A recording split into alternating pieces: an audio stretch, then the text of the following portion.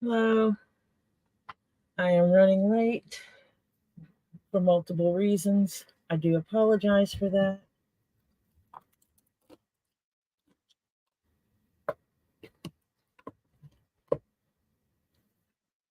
It's going to be a short stream today because I need to be off of here at 5:45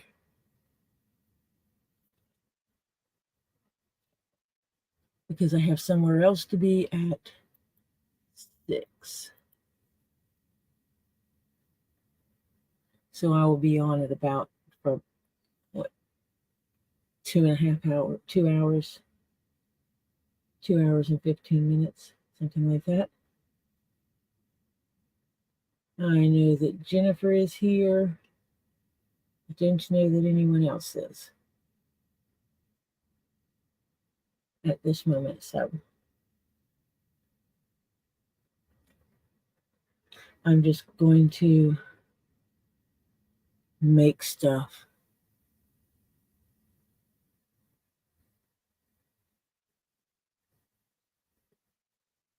So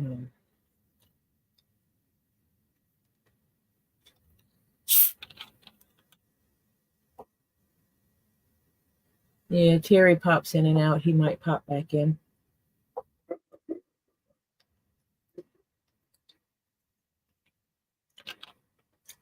He's across the pond over in the Netherlands.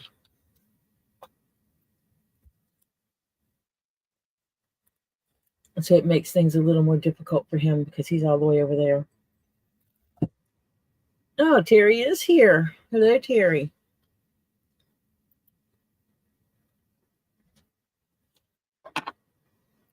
He might, sometimes he's here and then he'll disappear, and it's because he went to go get a cup of tea.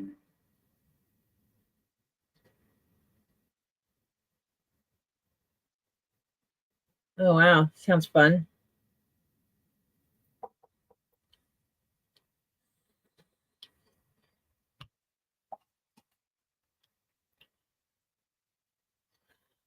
And the problem I'm going to run into is if I'm at the sewing machine, I cannot see my computer for messages. If someone wants to come on and read messages to me, I can allow that. I'm finishing up those hats today.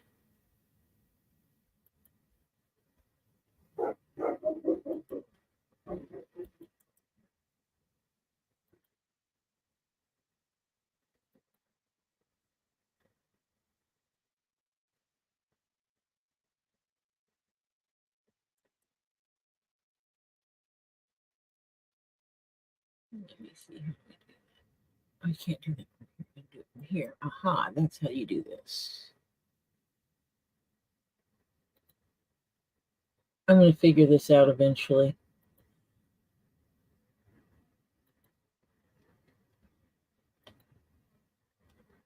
Ha! Figured it out. Plain old English tea today, huh?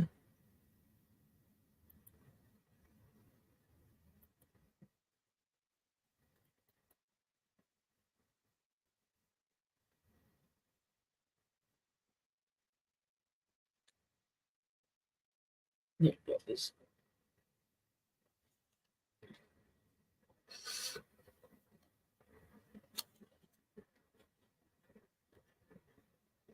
I just have to figure out how all this works.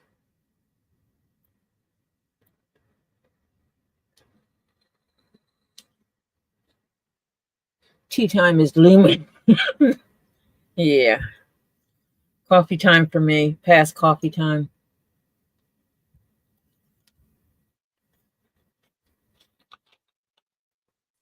Did you go do your running today, Terry?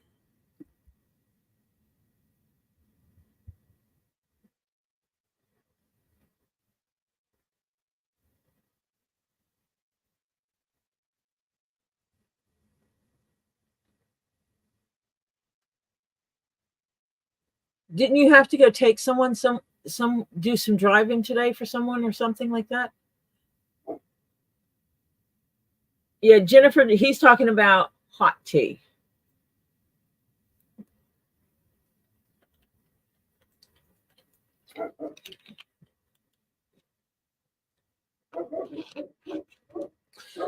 Yeah, that's what I was saying. Were you able to get that done early today?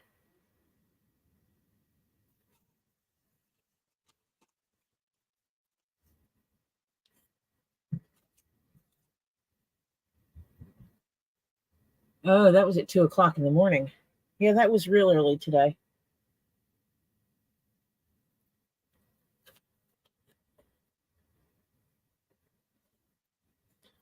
Much, much earlier today.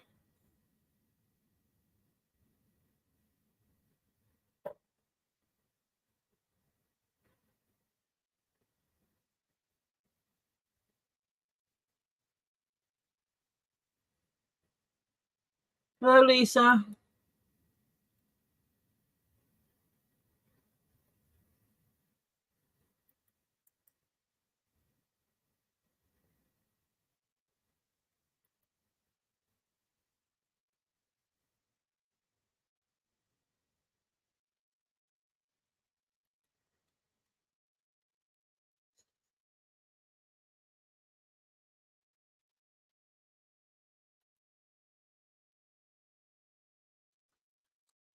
Where did you send it?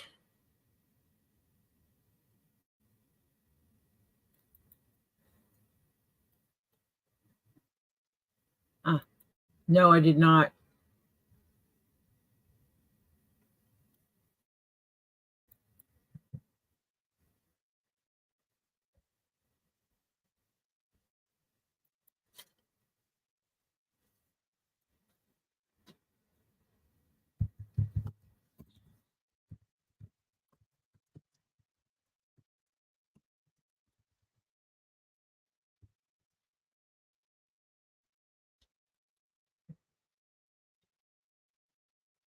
Hey, EMZ. Okay, who wants to come on here with me and read my chat for me? Because I can't be at the sewing machine and hit at the computer at the same time, sadly. It doesn't work that way.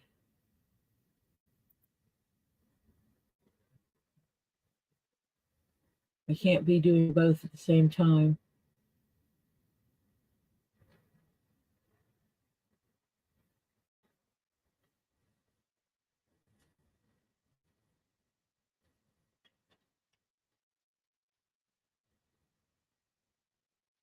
Catching up on it. Everything. Okay, Terry.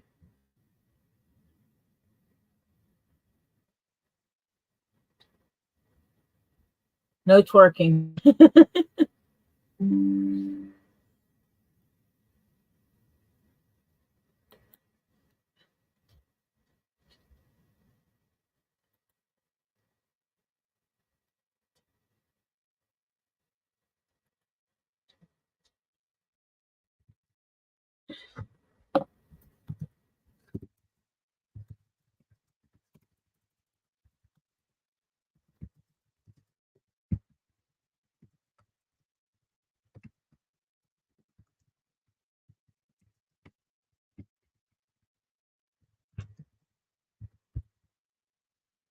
I'll take that. I'm on. Thank you, Oliver. Oh, I'm sorry. That's okay. Say hi to everyone. Hello.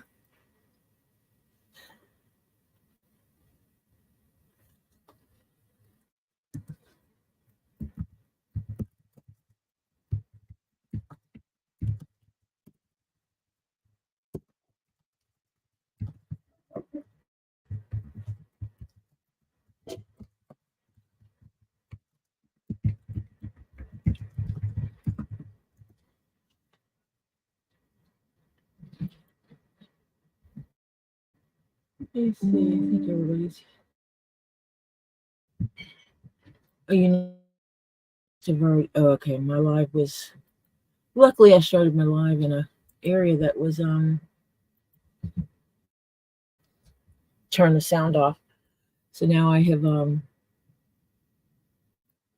changed it to have it mute the whole YouTube site, because the last thing I need is for me to start playing myself. It makes it kind of hard to do. So how is everybody's day today?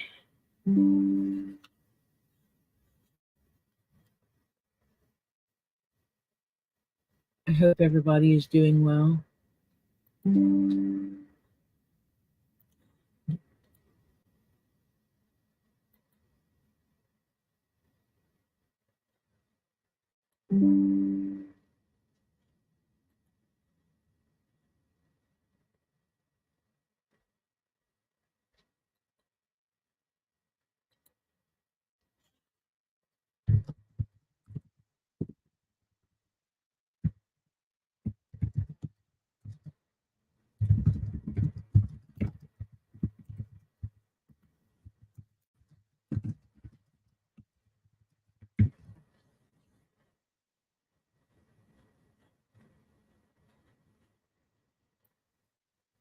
And the computer's not fully cooperating with me.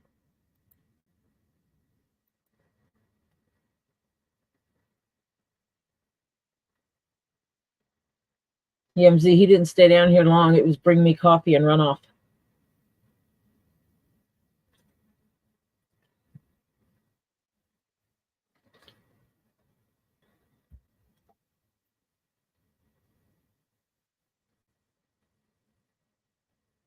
Jennifer, that's good to hear.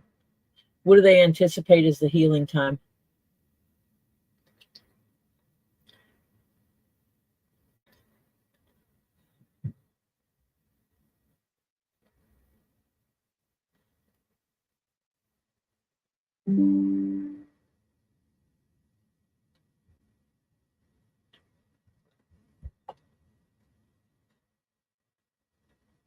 Hi, Marcia.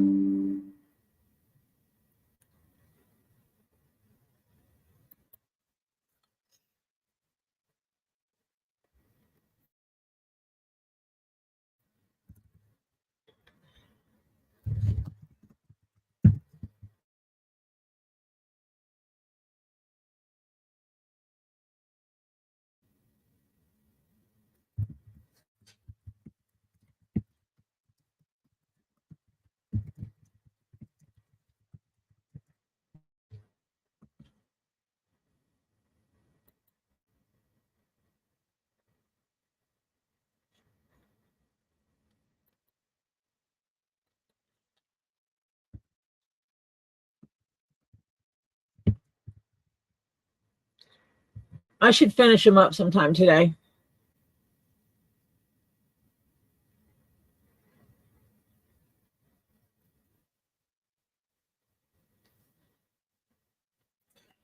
Oh, okay.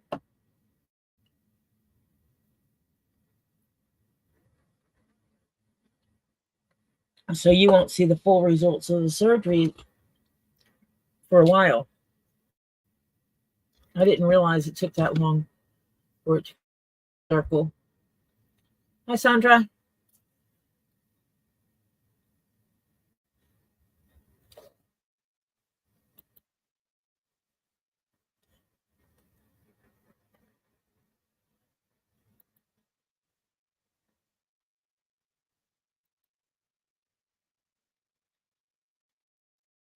So I'm doing multiple things at a time because that's what I do.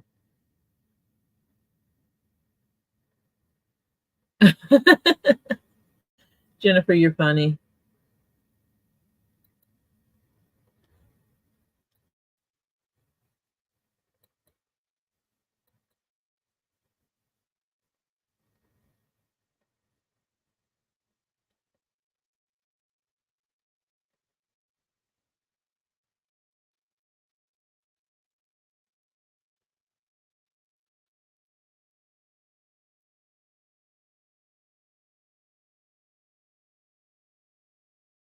Wow, I didn't realize it took time to go down.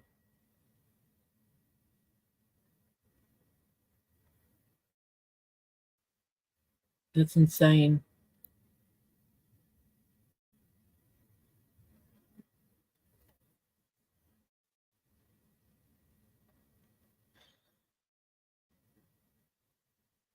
totally insane that it takes that long.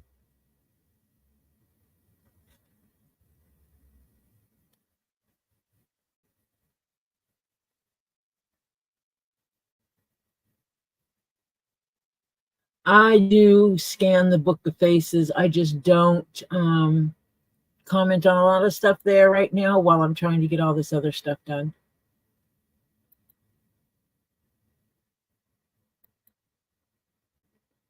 Because I am really trying to get some stuff done.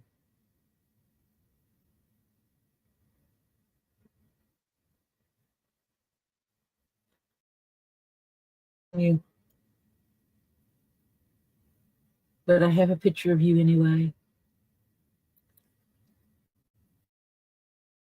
Now you're doing everything the doctor says.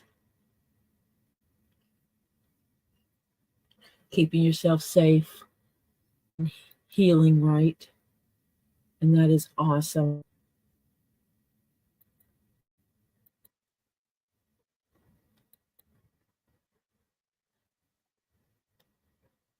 It's good to know you're taking yourself serious and doing everything you can to keep yourself healed as good as possible.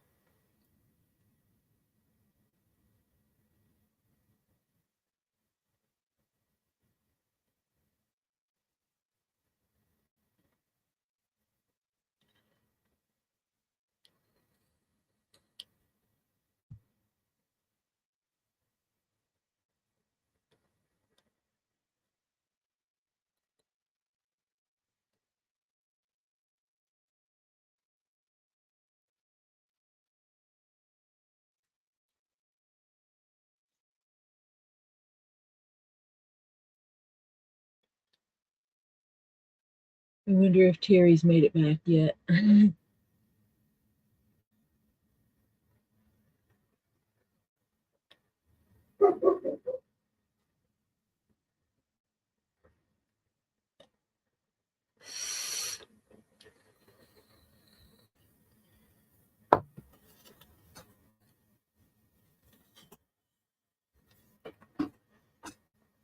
One hat is farther along than the other.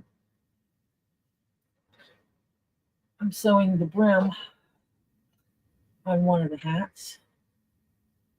Getting ready to. I'm going to stitch all this. Then I'm going to cross this over because I've got to pull the top piece down in order to sew this piece on. And then I can work on making it nice and smooth everywhere. Yeah.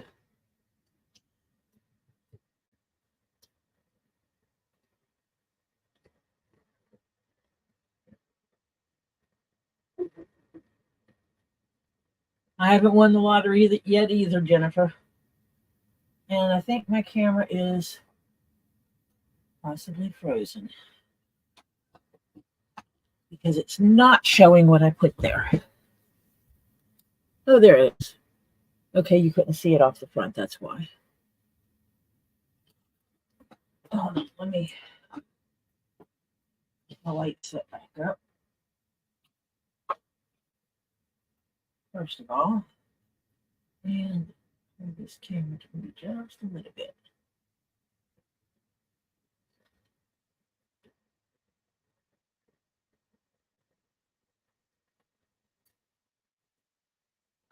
So what I'm going to do, it's harder over here, is I'm going to sew the brim on to here, and then I've got to fold this piece down and stitch this flap over. Then I can pull this and wrap it under, pull this down and stitch it so the stitching is back here, and then when this comes up, it'll hide the stitches.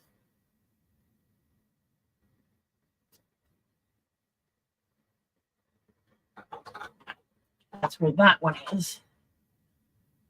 This one I need to sew the back seam, which is a little more weird. This goes together. And what I did on the very back,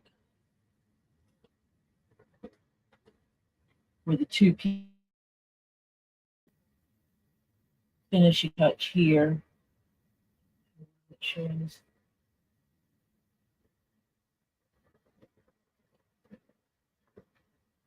I need to, let me move this other thing so I can actually see my screen a little better.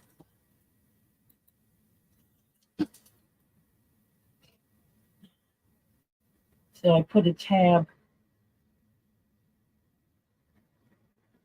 here.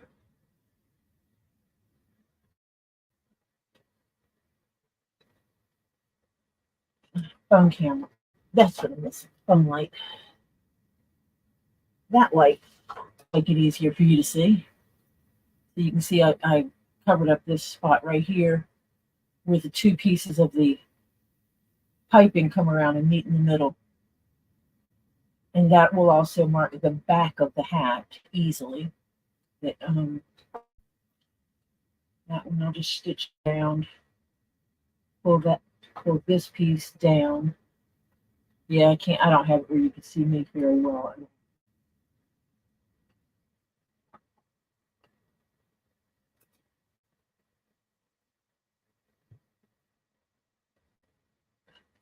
That makes it better. As soon as YouTube catches up with me.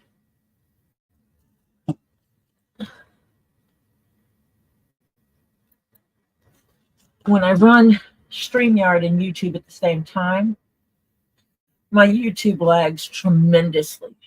So, yeah, this one will get stitched around, pull that goes down, finish stitching, pull this down. This one is going pretty well. This one that has the piping at the top, you can see, look how well that piping came together at each end. Even this one, the top came to a good crisp point here. So that helped. That did. New techniques made it where this comes together better, came together better on both ends.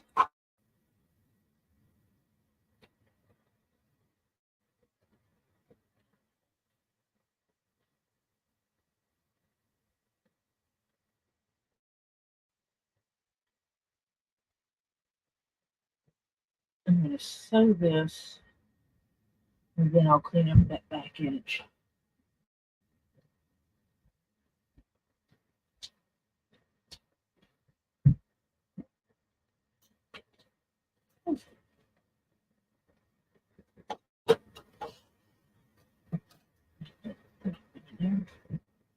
I use both of my feet when I'm sewing so that I have a resistance in both directions so that I have better control.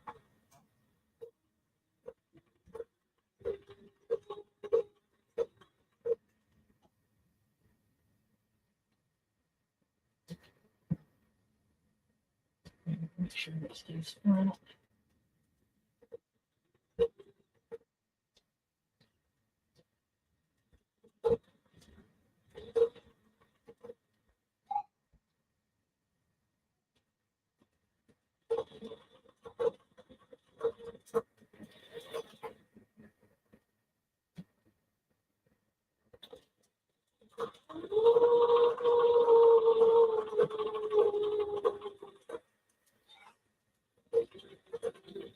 And there is tape on this. I'm stitching right over the tape because any tape that remains will not show. It'll be locked inside the hat and it will become irrelevant.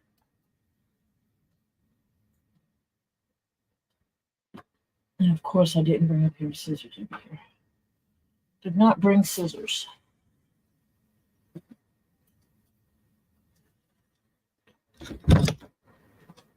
I should use these beautiful purple scissors with red snips.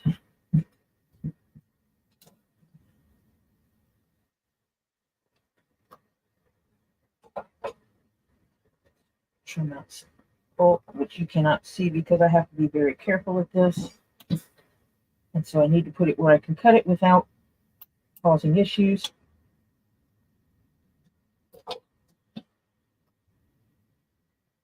And this one I'll have to get the heck beat out of it in a little bit.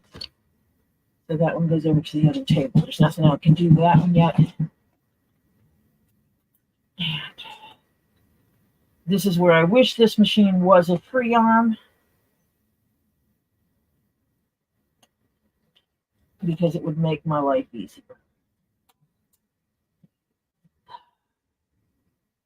I think I'm going to change how I have this edge. Let me go over to the other table for a minute.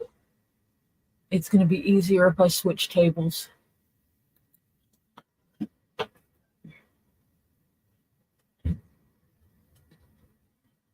Because one of the things I've run into is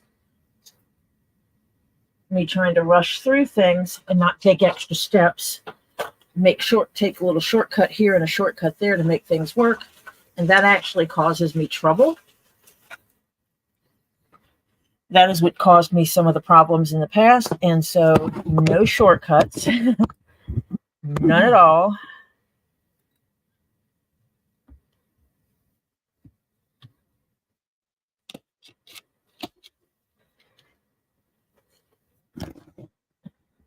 This is one of those no shortcuts allowed things.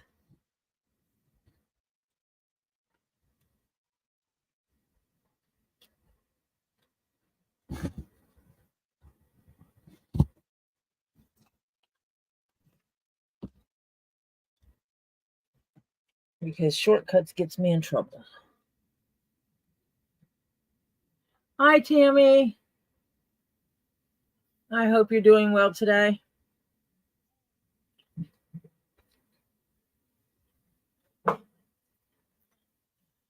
I appreciate you popping in and saying something to smash that thumbs up.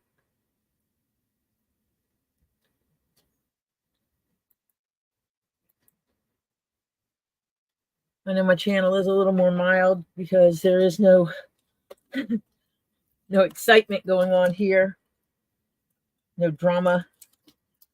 No sales. Just me and my leather crafting.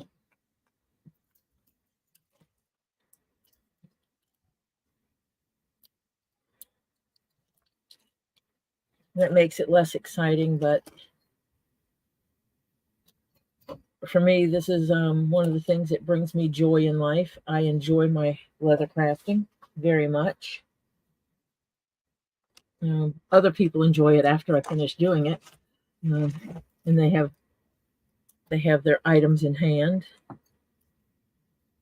These items are quite delayed. They should have been where they needed to be. The guy is probably stressing that I'm not going to have these for his wife, even though I told him I would. If I have to hand deliver them, I will, because I'm going to be in the same place as him. So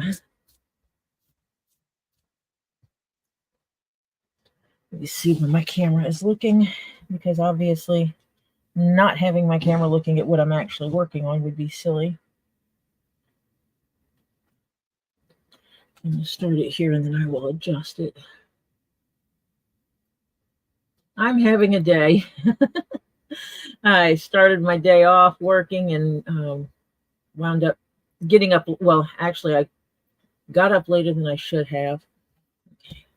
I put my fingers here to check where on the screen you can see, and you're actually seeing my fingers going back and forth is right at the edge of my table.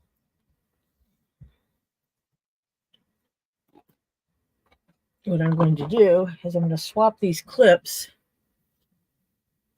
for something a little more practical for doing this stitching. And that is my handy dandy favorite masking tape. Because I absolutely cannot use, traditional pins on this. So one of the things I do is I will cut lots of pieces of tape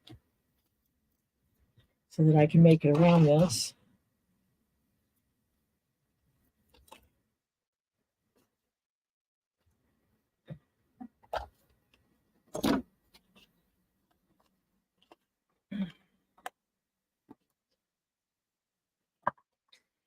And I can, actually that tape's going to be too wide for this area right here.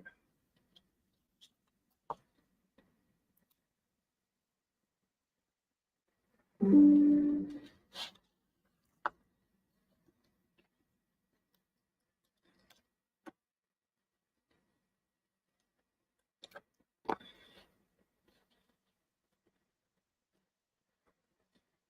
see, by taping it together like that, I can now stitch it and not have,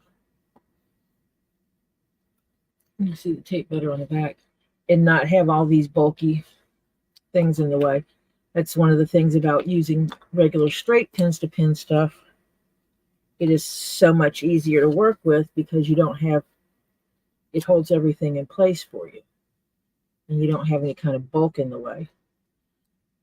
After I stitch this, I will pull the tape to as much as I can out from underneath the stitching. And that can be done. I have used tape many times. It's similar to, you know, when you're using an embroidery hoop, you put the paper underneath it and you have to pull the paper out from under it. And this will also allow me to get this straightened up a little better. I hear dogs are acting a fool upstairs. So I'm just going to go ahead and pull this because I'm finding I'm moving the whole thing around as I go.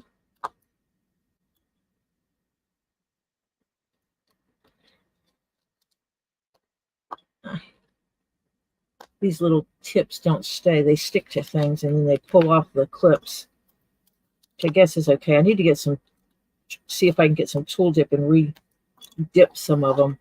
See if that would work on keeping things together.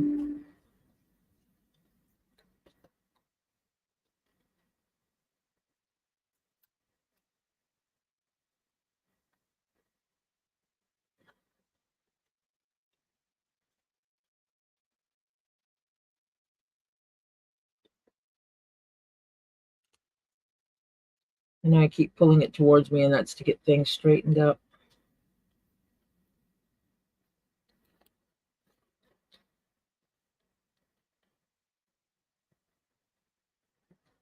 Yes, all the springs clamp. These little wonderful springy things, but these tips always come off. It's one of the problems all the time. Move these out of the way. Drop them in my little container over here. Masking tape and clips. Masking tapes and clips. That's all this is about. Let me put a stitch in this back piece real quick. It'll be in the seam line so it won't show. But it'll hold these two pieces together, because the last thing I want to do is get this stitched and then find out that I missed a piece.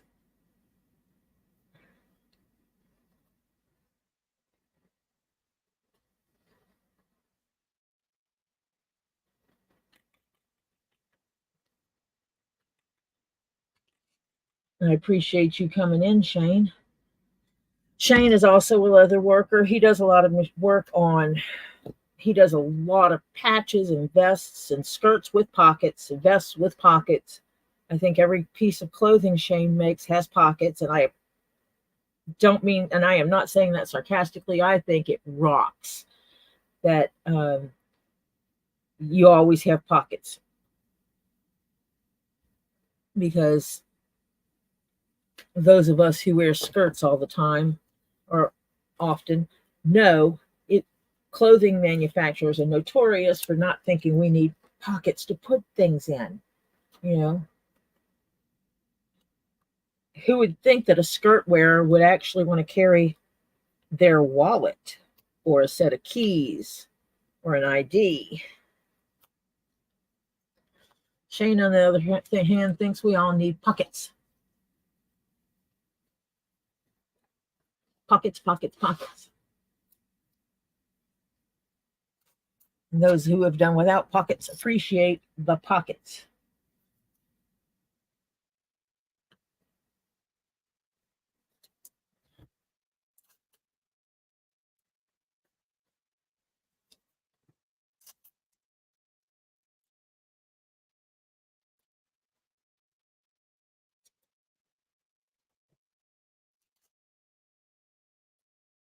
If you wanted them, Shane would put pockets in your underwear.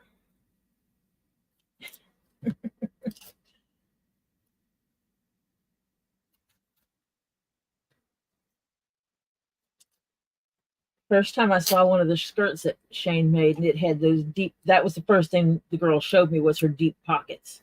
She's like, look at these pockets. I have pockets, and they're not just pockets, they're deep pockets. I can actually carry things in my pockets.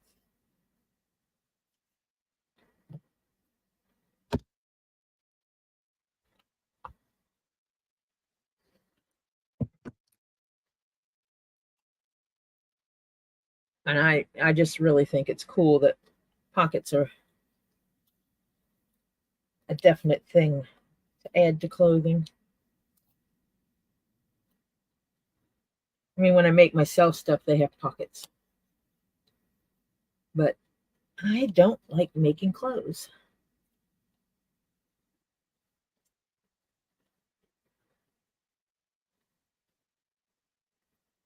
This is as close as I get to making clothes, is making hats. This style hat is my least favorite to make.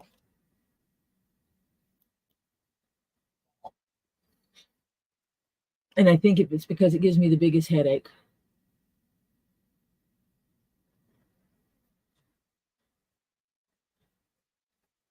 Yeah, I just wish they thought that we needed deep pockets, Tammy. I've noticed a lot of them, they'll give you pockets, but they're not very deep. They're very shallow pockets. And it's like, great, I can carry my lipstick, which I don't wear, and my keys. What about, well, actually, I can't put my keys in most of those pockets. They're not big enough. Because my keys I have more key than that. Oh, tomorrow is Monday. I should be getting my car tomorrow.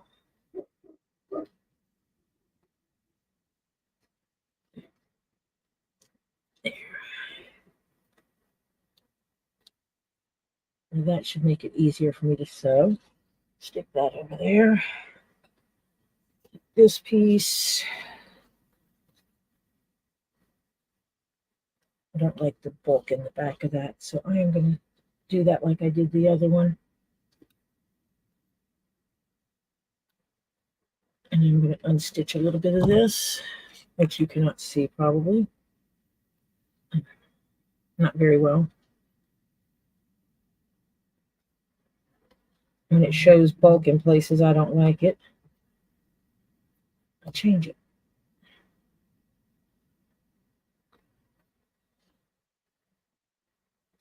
Hi, Heather.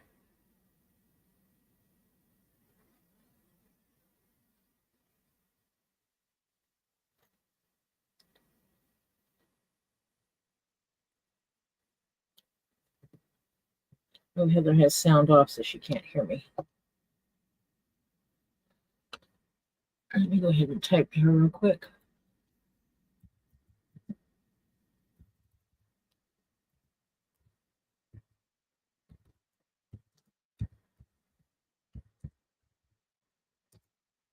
One-handed typing is not my specialty.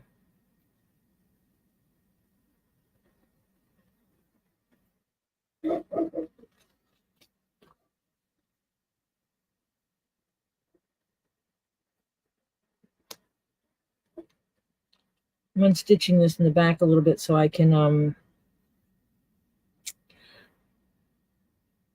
cut out some bulk. Because having it too bulky in the back will make it not lay right and not look good. And that's not okay with me. Because as those that know me well enough know, I will not just make something and send it out if I wouldn't put it on myself. If I wouldn't wear it, use it or wear it myself. Use it being a purse or wear it myself. If I don't like the quality of it, I'm not sending it out.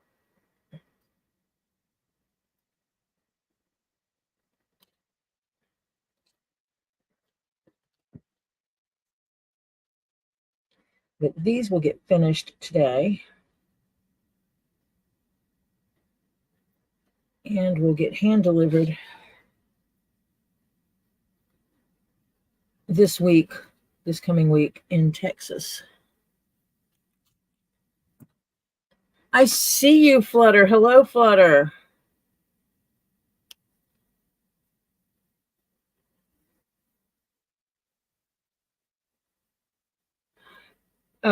Tammy, I have not done that kind of work. I have not done tack work before. And I would not want to put someone's life in my hands with trying to make tack when that is not my specialty.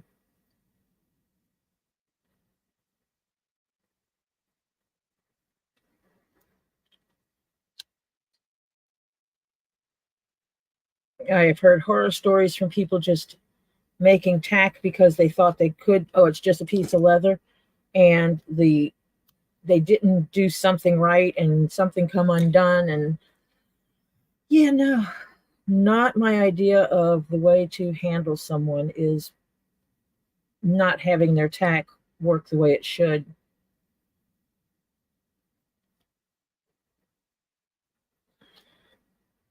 It takes more wear and tear than the stuff I normally do would take.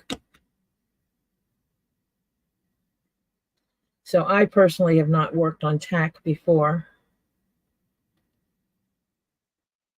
and not sure I would be comfortable doing so. If I had the time and found a class that I could take about it, possibly. But as of right now, no, I won't touch tack.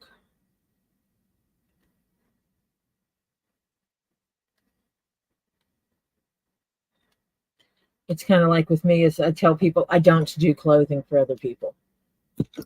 And that irritates some people, but it's like, you know what? You want clothing? Go to Shane. Shane does clothes. I don't do clothes.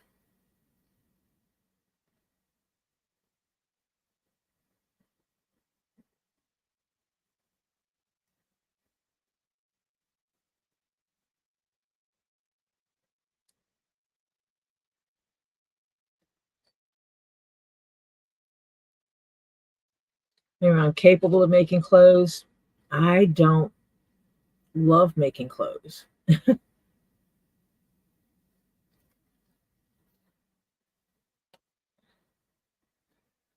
I will make my own clothes on occasion, but it's just not something I love doing.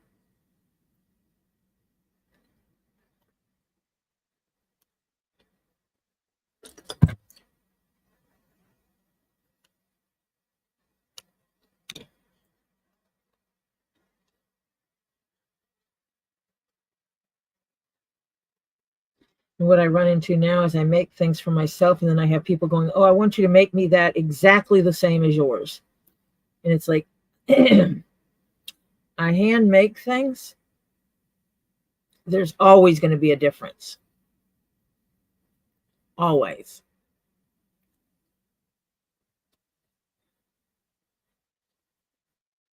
Because we don't, those of us that do it by hand, we're not what we consider mass producing anything. Each piece is made individually by hand. There's not a machine that's cutting, laying out, stitching, or anything. We make each one by hand, so each one will have its minute uniqueness about it.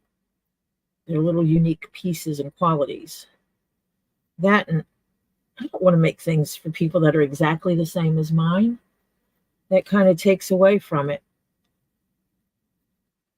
Because, some people make patches, like for groups. That's different. You want those as close to the same as possible. But for the stuff that I make, no, you don't need it to be. It's a purse, it's a hat kind of thing. And so you want them to be uniquely yours. It's like the one I made for CC DeVille, which I'm told pictures will be coming shortly. I wouldn't make that hat for someone else because I made that uniquely for CC. And for those that don't know, CC DeVille is the guitar player for Poison. And he likes to wear hats on stage. And with his permission, I replicated his black hat with the red band. And then he loved it. And I made him one. I am going to leave this here.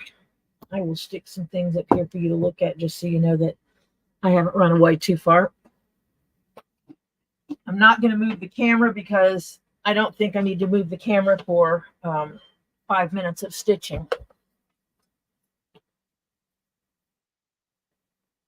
I just want to, I had unstitched the back of this and I want to stitch it back where I unstitched it. Move that right back in the same place it was. And let me make sure that my piping is going in the same direction, which it is.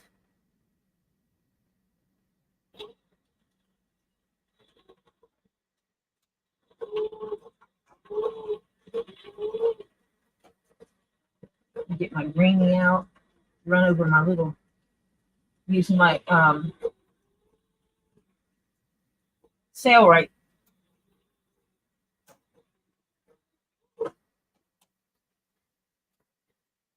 I do use a Sailrite sewing machine.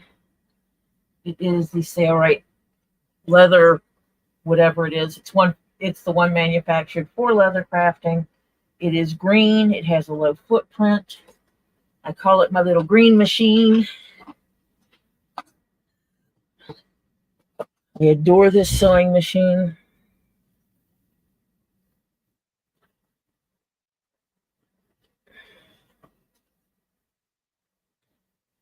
Now I can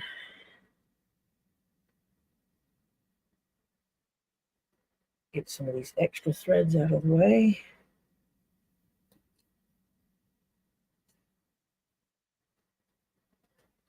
Okay, let me scroll up a minute. Yeah, the Leather Crafter. Thank you, Shane.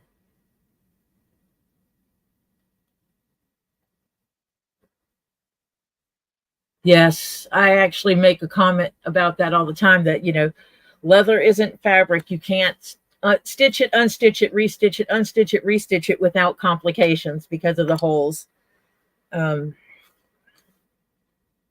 Using a little thread burner here. Cut this back just a wee bit.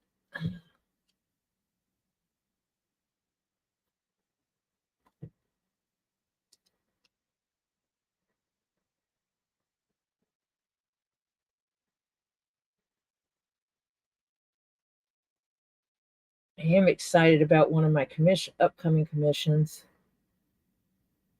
as I'm going to be making a hat style that it's similar to one I've made before, but it's different. So that's going to be fun to make. Okay,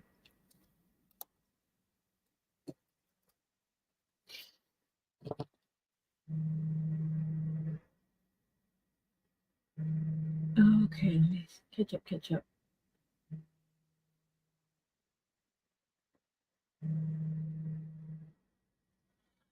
Marcia, you know, I've been sewing forever, and one of the things I ran into is not being able to find things that fit me or suit me for what I want. And I ran into that. I wanted something a specific way, and I couldn't find it out there because my body is not an easy one to make things fit for. So I was like, well, I know how to sew. I can do this because I know how to sew. And I started looking around and realized I can do this.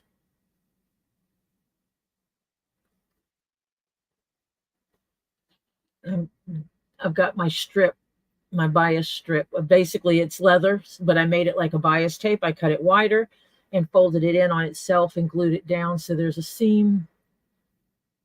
that's the fold line where I folded the 2 layers together. And this is the outside. It is the same blue that I made my piping from. So this making things became a thing for me because I wanted to make things for myself. I wanted the purse that no one had, that kind of thing. And so in order to get that, I had to be able to make it or pay the high dollars to get it, pay the money to get what I wanted. That was my choice. Make it or get someone to make it for me. And at the time, there was a lot of people I didn't know that I actually know now that could have helped me along my way better. But I knew what I wanted to make. I wanted to make myself a bag and I wanted to make myself a hat because I wanted what you couldn't find unless you wanted to pay. One place I found that would make what I wanted for the hat wanted to charge me an absorbent amount of money because I wanted it made out of purple leather. And what they were charging, I wasn't willing to pay. Nor is it what I would charge someone to make the same thing, or what I have charged to make the same thing. So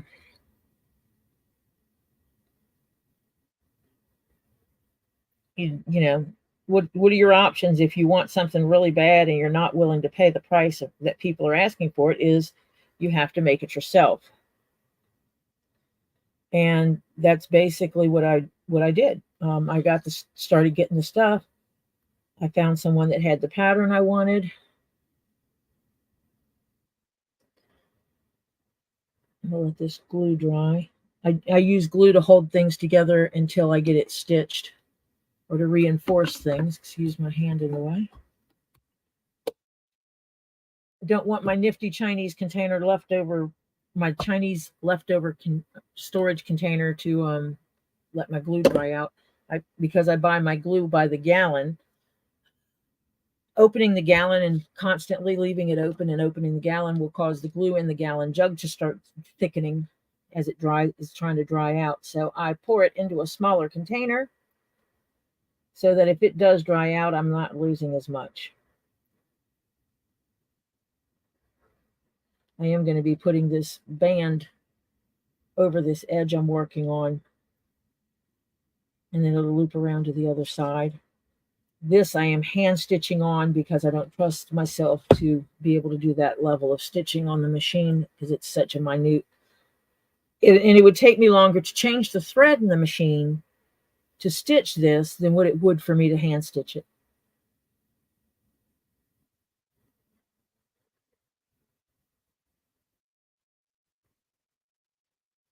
Yeah, Shane uses his in a bottle, squirt bottle type thing. Thank you, Flutter. Each person has their own talents and what they're good at. But so yeah, I started making my own stuff, and then when I was talking to Robbie and Zoltan of Get Swamped, I was already making myself stuff, and then I was making stuff for the sake of making it because I was enjoying making it. And it was like, oh, please, do you need a bag? Here's a bag. Which starts getting expensive. And then started talking to Zoltan and his dad. And I saw Robbie's hat was quite ratty. And I said something about making him a hat. And he was like, sure. And I asked what kind of hat Zoltan wanted. And he sent me a picture of CC DeVille wearing his black hat with the red hat band. And I made a comment that I don't know that it's like, and Robbie told me that he knew CC. He and CC were friends. So I asked him if he could ask CC if he minded me replicating his hat. And Cece was like, "Nah, go for it," because I was making it for Zoltan, and I did that. And that let me pull that up because I know I have it like I know where the pictures are. Let's just put it that way.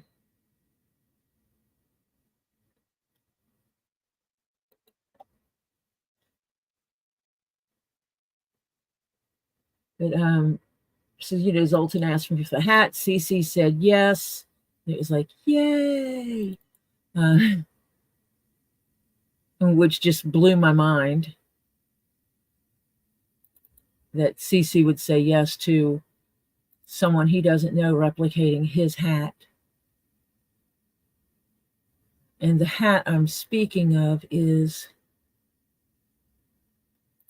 let me share the screen real quick.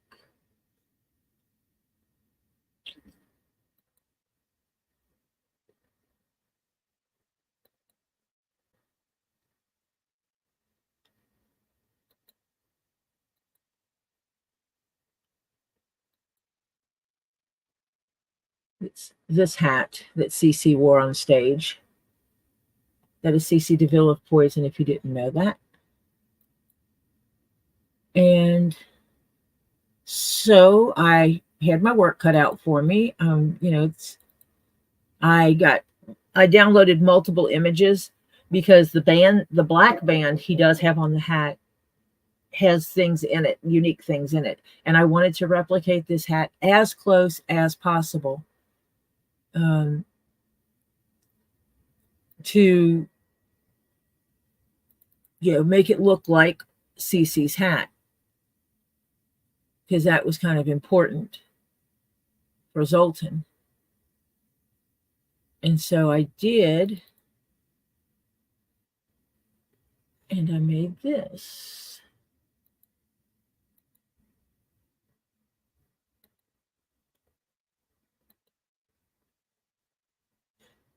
That one is much, much bigger. So if I try to share that screen, you're not going to be able to see the hat.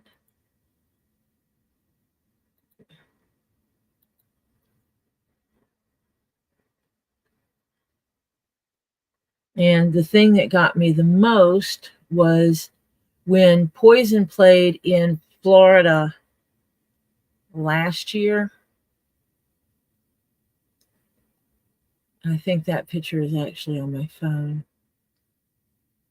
They went down, Cece DeVille met with them. Oh no, there it is. And actually put the hat on. And we'll just say Cece's head is so much smaller than my friend's head, my friend Zoltan's head. And so when he put the hat on, to me, it looks funny because the hat pretty much swallows his head. It sits way down. And there is considerable difference. This hat that Cece is wearing right now, the inside diameter of the inside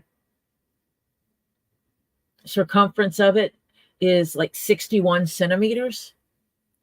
And Cece wears one that's heck of a lot smaller than that.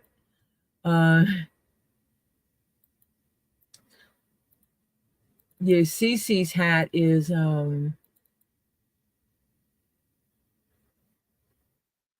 which I don't have here. Interesting.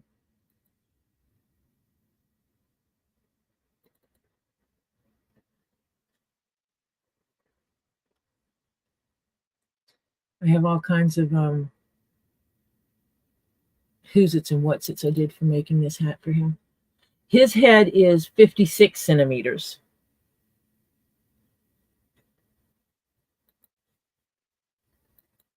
So you have a difference from 56 centimeters to, I think, like 61.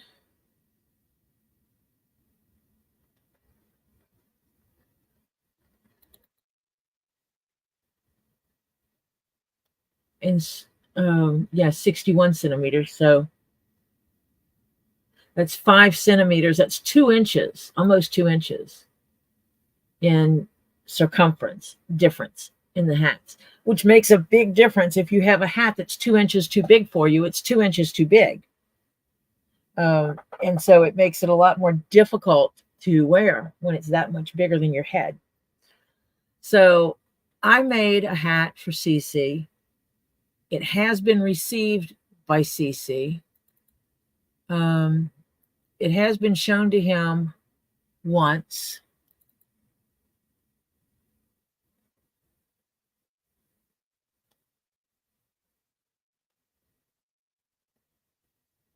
And let me see. I don't have the official pictures.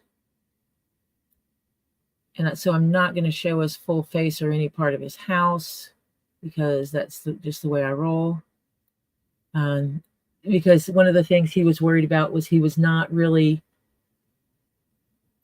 he didn't feel he looked good in the pictures. And I think he looks awesome. But this is the hat I made for him.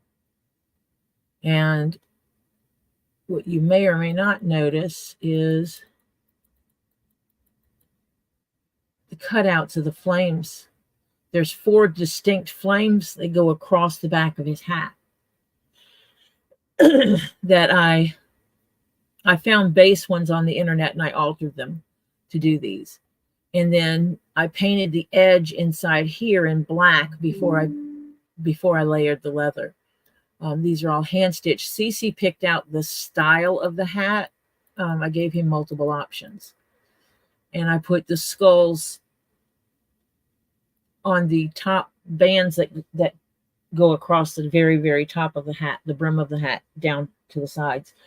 The skulls are also on the top of the hat, the very top of the hat. And then I added this one here. And the back of it is very unique as well, because I totally altered the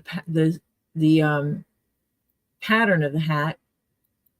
It was not designed to be the way I made it, but that's okay because, you know, I get to do what I want to do, right? And I don't think any of those pictures are on this phone. I mean, on the computer.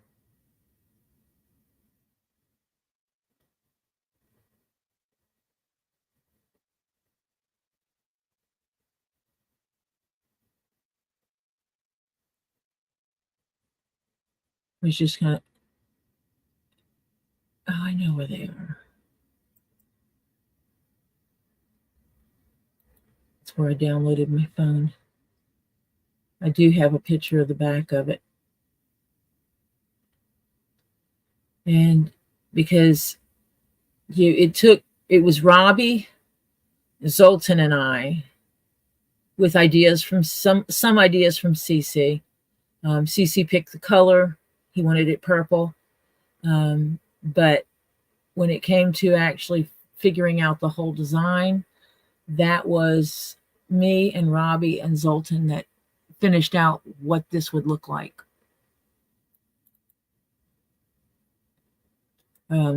Z helped me pick which flames we were going to be looking at for this hat. Robbie picked all the colors that we used. I'm trying to find one of the finished back of this hat because I know I have it on here.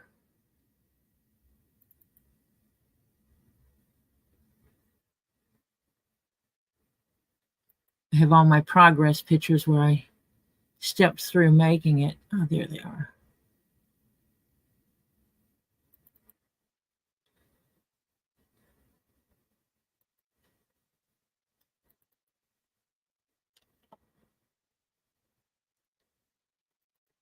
But he's supposed to be wearing this hat on tour this year when he does his touring thing. You know, that thing that bands do when they go to places and play music. And I am supposed to get with him when when he comes to Atlanta, which is going to be uber cool for me to be able to go and see them.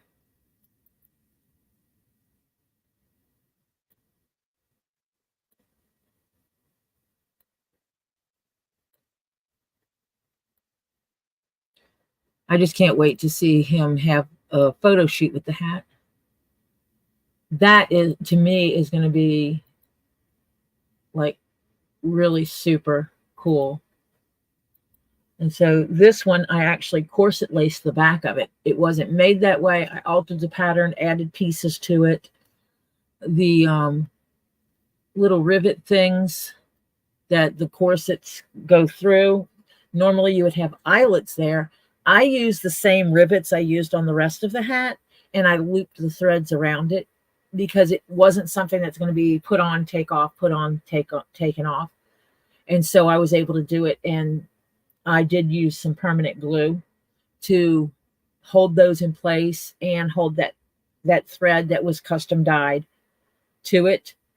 And at the bottom, let me see if I can zoom that in a little bit. At the bottom of it are pearl cages, which are skulls with the rose in the mouth. And they're a rainbow, that rainbow color. They're sterling silver, but they have the rainbow on them. And inside of each one is not a pearl.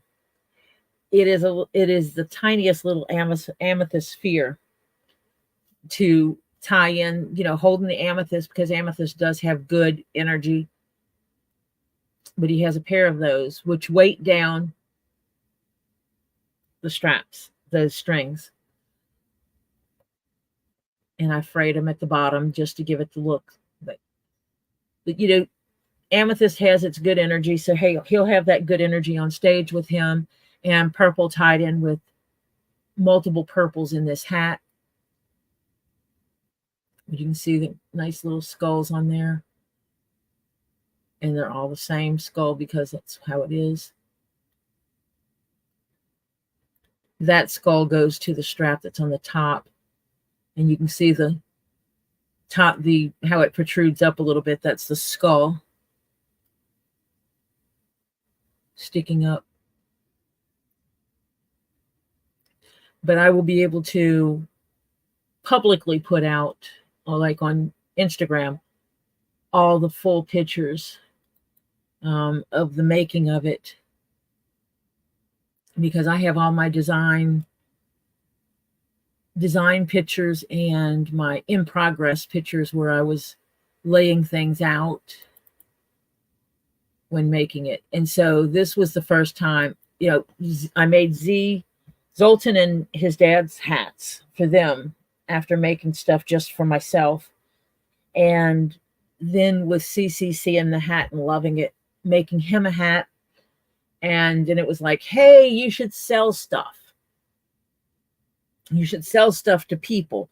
And so then I had someone come to me and say, what would it cost for you to make me this? And so I had to research costing because I never thought about it. When you're making it just for yourself, you don't think about how much would it cost for me to make this for you. And so I had to think about that and work that out. And then I gave a person a price, and they're like, great, make this thing. And so I made the thing.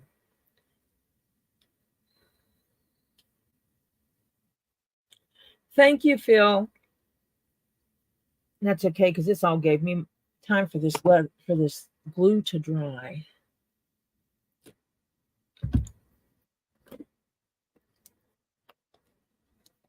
I do things in layers because that's how my brain works.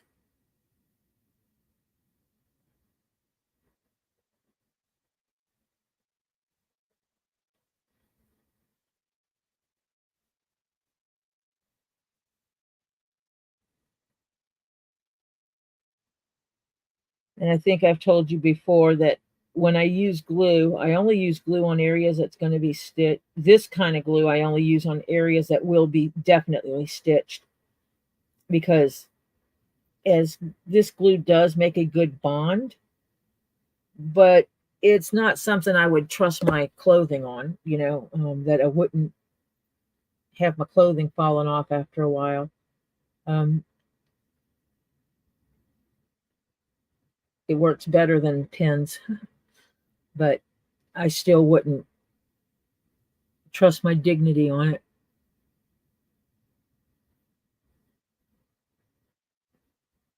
It's just a nice way to hold things in place. And I usually do that with things that are a little bit more complex to work with.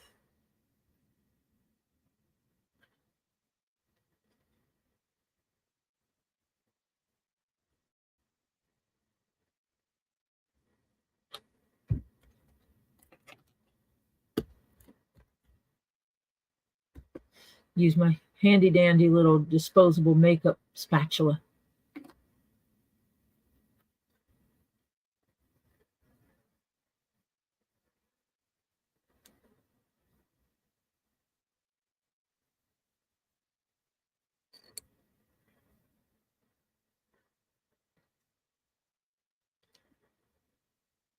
And then what I would do,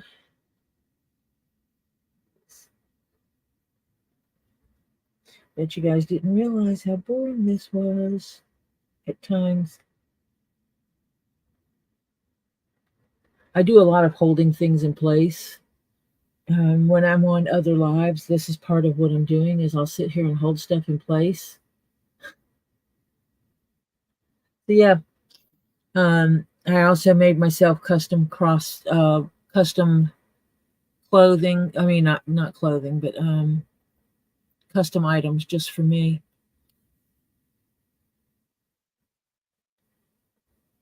Many people have seen my crossbody bag I made myself. Now that I have a bunch of screens open.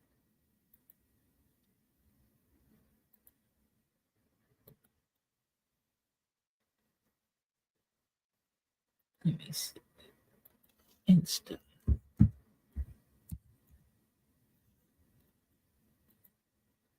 And I believe I did not put my text in for this. I did not put in a description in this one, so it doesn't have the information for my Instagram.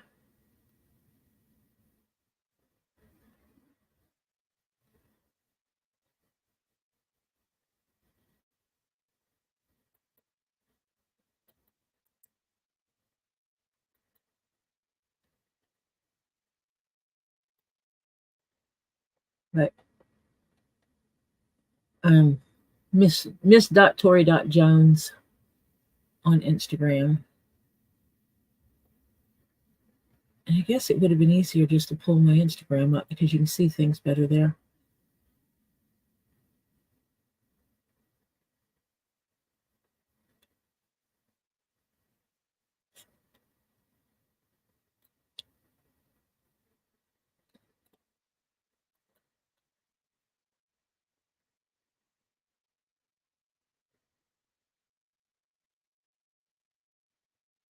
Let me do it this way. My screen moved.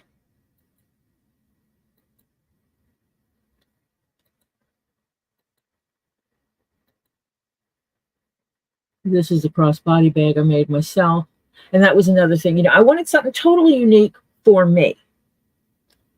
And Springfield Leather had a challenge box you could buy.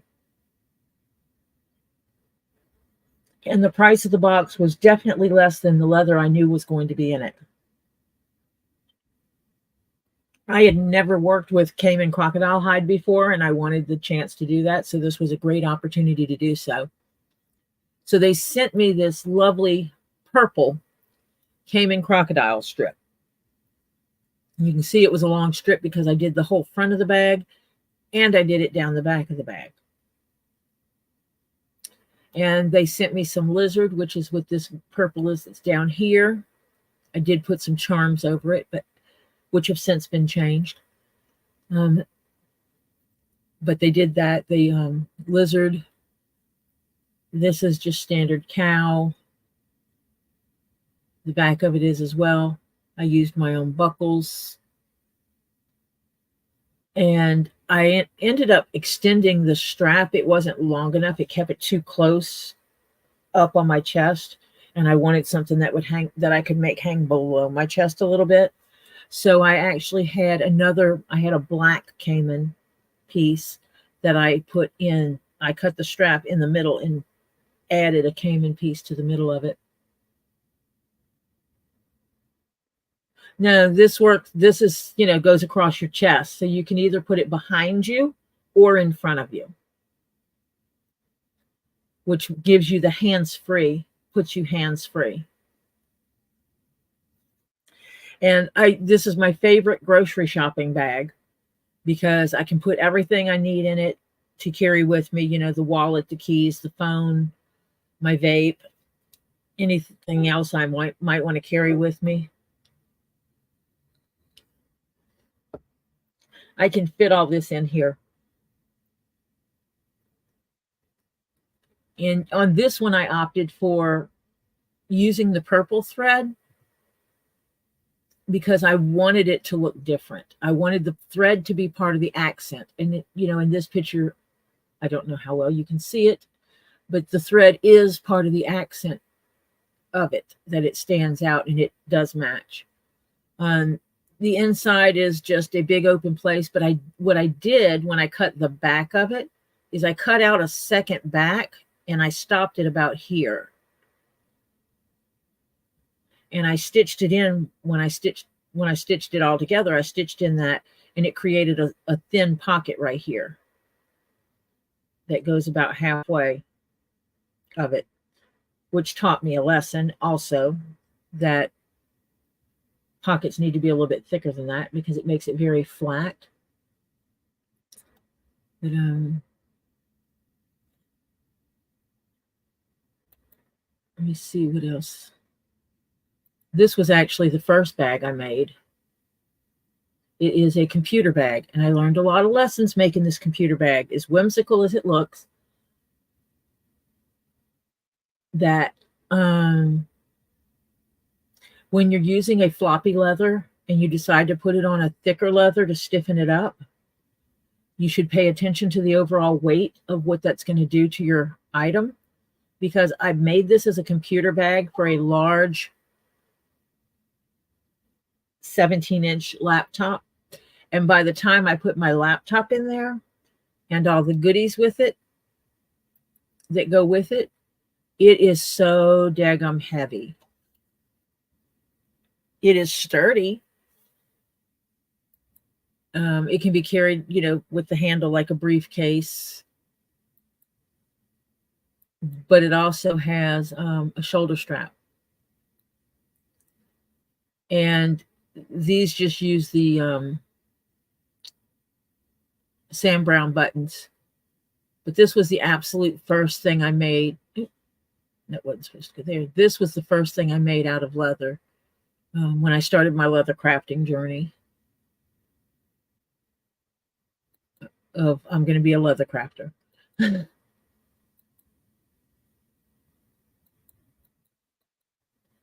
But there is an actual shoulder strap that connects and goes over.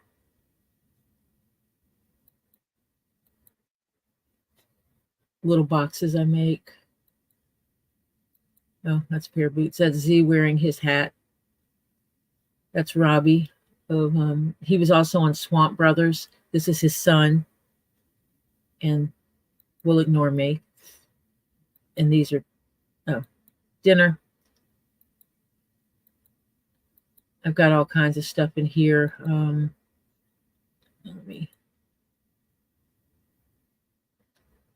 Okay, so I have other stuff that I've made here. This is another bag I made. It was fun to make. That one's a little laptop bag that I made and it's a pearlescent purple.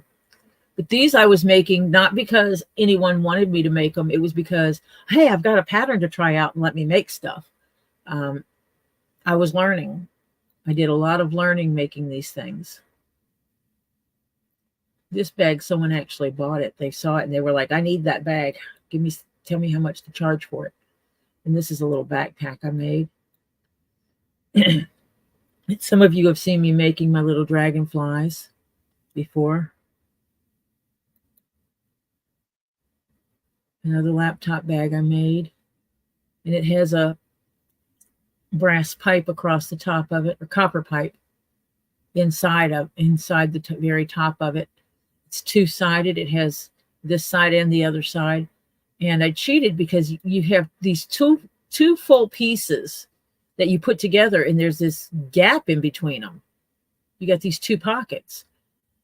And so I cut one of them and made it where you could get into that inside pocket piece, that inside piece between the left side and the right side. And it does have this cloth liner. I was testing cloth liners, making a cloth liner. So this was a test for me.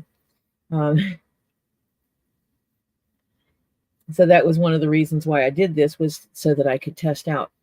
And some of these things, it's like, they're not my best work because they were part of my learning experience. Oh, I'm going the wrong way. I've made myself sandals and learned a lesson, because my feet do swell on occasion, that I need to make mine where I can split it here so I can put laces in them and adjust the size as needed. First time I made any kind of footwear. So this is how I've learned. I've done these things to learn along the way. And so the things aren't perfect. I think this is my daughter's bag, or it's one I sent to an auction. I've made two of these. The same but different. Oh, some sculpting stuff I did. I played with sculpting. And in this picture, these boots came from Westco. I made the hat, I made the mask, and I made this bag. And I made the belt. I did not make gloves or these little pieces over here, which I took multiple pictures of for some reason. The first one I showed was the one was for my daughter. This is the one I sent off for an auction. So I remember this beautiful red hide that I worked with. And I used that pearlescent purple because I just liked the way it looked. I can actually make this bag, and it has an octopus that can go on it. And I think there's another character you could put on here. There's like 3 or 4 different things they got where you could put on this. Tell them thank you, Tammy. They were made with purpose.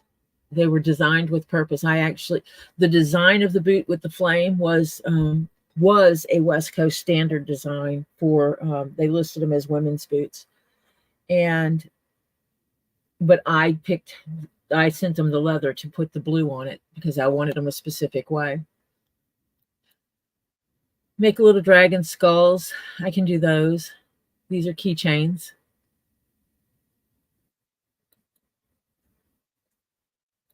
And this everything again. That's another bag I made. This one came out very, very floppy. I've sold this one. I think this was one of the ones I sent to Robbie, or took to Robbie and let him auction off.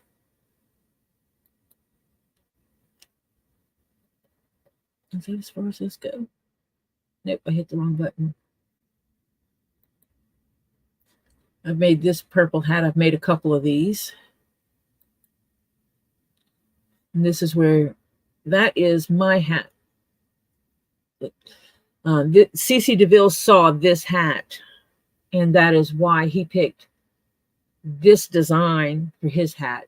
Back here is a hand drawing of it that the youngest grandchild did, Oliver did.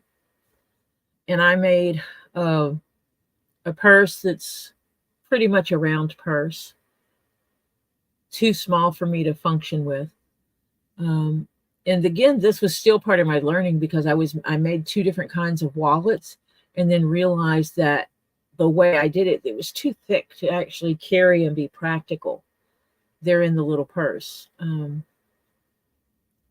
Right now, I think these are some more of those pictures. Yeah. And I made, some butterflies. This is the 2 designs of butterflies and a dragon skull and a dragonfly. That's what it's called. But I lined it all in purple, and you can see how thick this is because of the number of layers I had to use in it. And that was a bit much. And this was part of my learning experience of how not to layer the leather. This was the first hat I made that I made for myself. And mine has the purple under here. Cece's actually has black underneath instead of purple.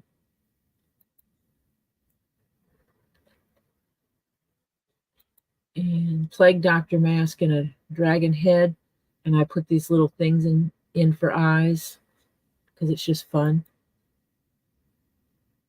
Why do you keep going to that? Oh, that one is there. This was, I loved making this purse. I still have it. I carry it when I need to carry a lot of things. One of the things I want to do is alter it so that it can have a shoulder strap. That is the downfall of this one, is it does not have a shoulder strap. And I like to be able to have my hands free. This hide I bought from somewhere, and I went back to get more because I loved working with this leather. You can't get the hide anymore. They don't have this specific color anymore. It's been discontinued. Oh, wait a minute. The purple and blue. This is actually a laptop bag. It holds, this carries a 17-inch laptop and the battery pack. It carries a 17-inch Alienware computer laptop and the battery pack, which are huge for an Alien, has huge ones, and all the who's its and what's it accessories. So yeah, this is actually a laptop bag. It is over 17 inches wide. But yeah, I have several things made in this purple. I actually have a pair of boots made in this purple, and I made my hat in this color. I've got a vest I made in this color to match. I have a few things that I've made in this color purple. I love this color purple.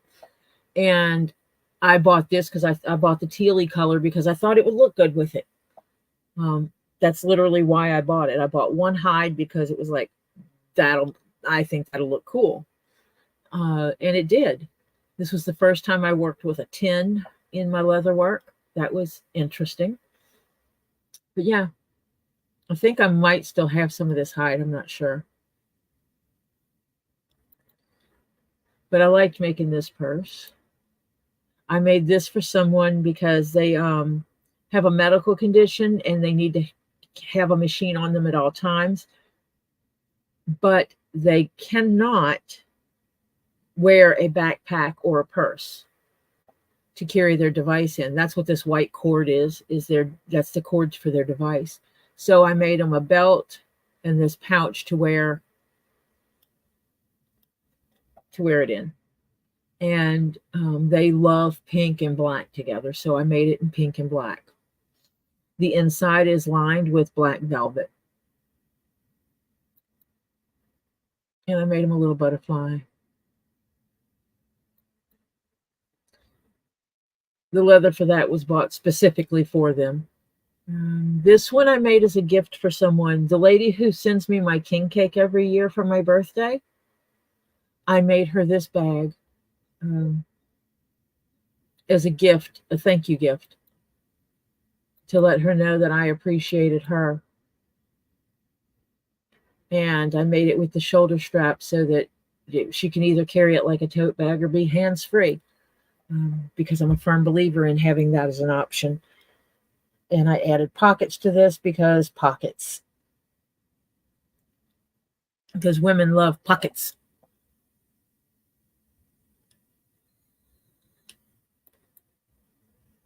And this is a set I made for someone that they never paid for. It's a 3-piece set, and I still have it. Or it's a 2-piece set, excuse me. I hate when I do that. I hit the wrong one. But it's a 2-piece set. It's the smaller zipper bag and then the big bag. And I added, this one is actually lined, and I added a pocket in here for it because that was what they requested. This is why I charge the deposit, the non-refundable deposit up front. Because I made this and never got paid for it. And it's still sitting here. Because I am smart enough not to hand over stuff. Oh, there's my purple boots. And my vest. And the hat. So I made the vest and the hat. I did not make the boots because I do not make boots for people. I've had people ask me if I would make them custom boots. I'm getting into some of the other stuff I posted that's not relevant. And that's it.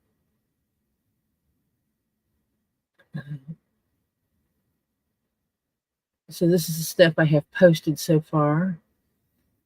Actually, that was the hat I made John, still on my work table.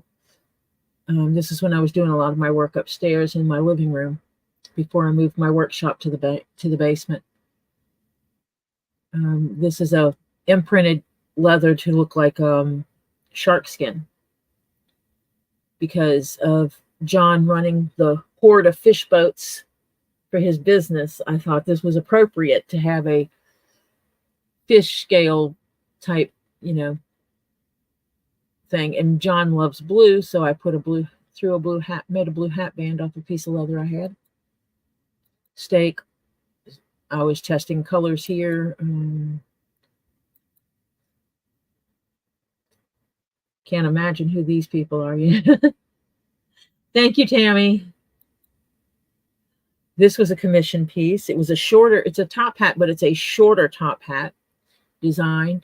And this band piece they sent me, how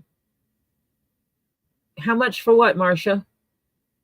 Wait, I see Marcia saying how much. The leather for the band was picked to match a pair of shoes they had, so that they could go out and look all dandy in a hat that matched their shoes.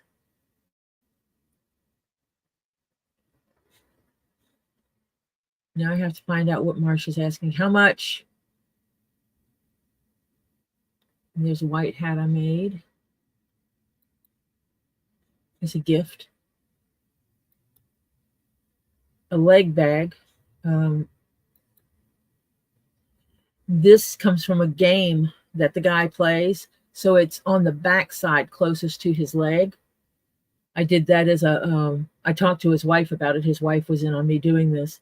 And she sent me the picture of the gear and said, if you can incorporate this somehow in there, no one else has to see it but him. And so I put it next to his leg and added this pocket so he can keep something in there that maybe larger sums of money that he doesn't want available when he opens the pouch. And this goes around his waist and this straps to his thigh. I did not have a dummy to do this on, but I will have now when I get her down here and get her fixed. She was damaged when the car got hit because she was in the back of the Tahoe when it got hit by the neighbor's car rolling down. And it damaged the way it's connected, that the body is connected to the frame, but I know how to fix it. So I'm going to fix that. But this was the leg bag I made a friend of mine, and he loved it. And I made this one as well. It's the same bag, but I put a pig on this one because the guy who I gave it to loves pigs. And I made him a crown because he does drag performances for charity. And he does it full. He does not try to look like a woman in no stretch of the imagination. He full beard, mustache, will glitter it out and throw on a dress and a pair of heels. He winds up kicking his heels off in the middle of the show. He does these in some of the bars that in North Carolina where I used to go. And let me get back to you on that, Marcia. So my friend does, he does the drag to raise money for charities, and he's retired now from it. Because, well, by age and by his hips and everything, he had to retire. But it would be awesome if I said I was doing a fundraiser, and I would ask him to do it. He would show up and he would say, she's in the trunk of the car. I carry my sister in the trunk of the car, which meant that all his drag stuff was in the trunk of the car. And he would pull it out and put it on. I've seen him go to an event, and the event was not making the money that they had hoped for. And that man on a Saturday ran to Walmart and the local beauty supply store. He bought himself a cheap wig. He bought a pair of blue jean shorts and a button-up red shirt, and he basically made a drag persona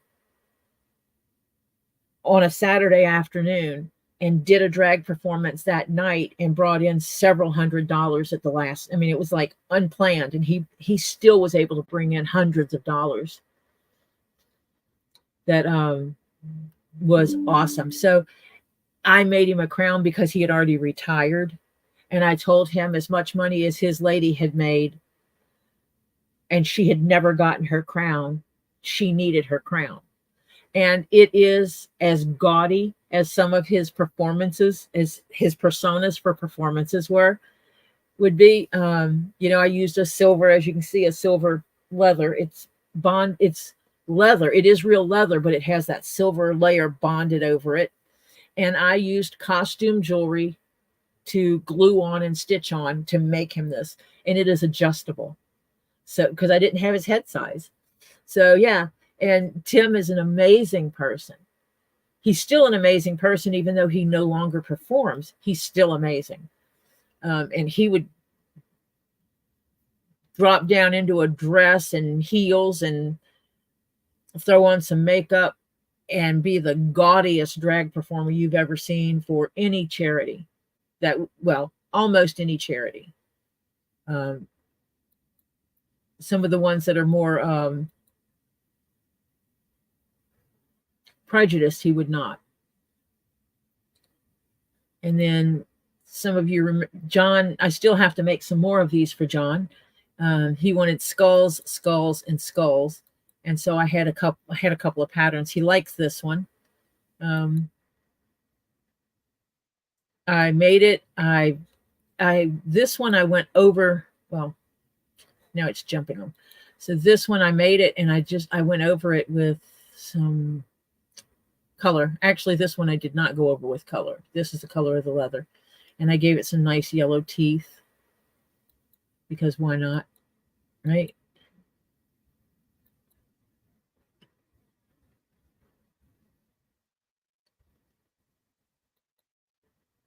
And these I did color the inside of it because I didn't like the way it looked.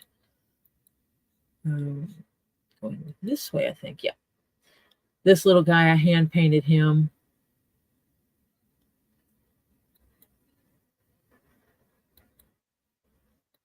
To make him look kind of meaty, I guess would be the way to put it. Brown, a darker brown leather. These are ones I was just testing the styles, the different sizes and styles, so that I could send them to John, who helps out at Get Swamped all the time and runs a fleet of boats for his business. And so I sent those to him, and I still owe him more. This set is a chest set I made for Marcia O's grandson for Christmas. I had to wait to post the pictures until he received it in hand. Oh, no, wait. This one is the one I made Z. This is the green and red. This is the one I made Z. This was the first chest set I made.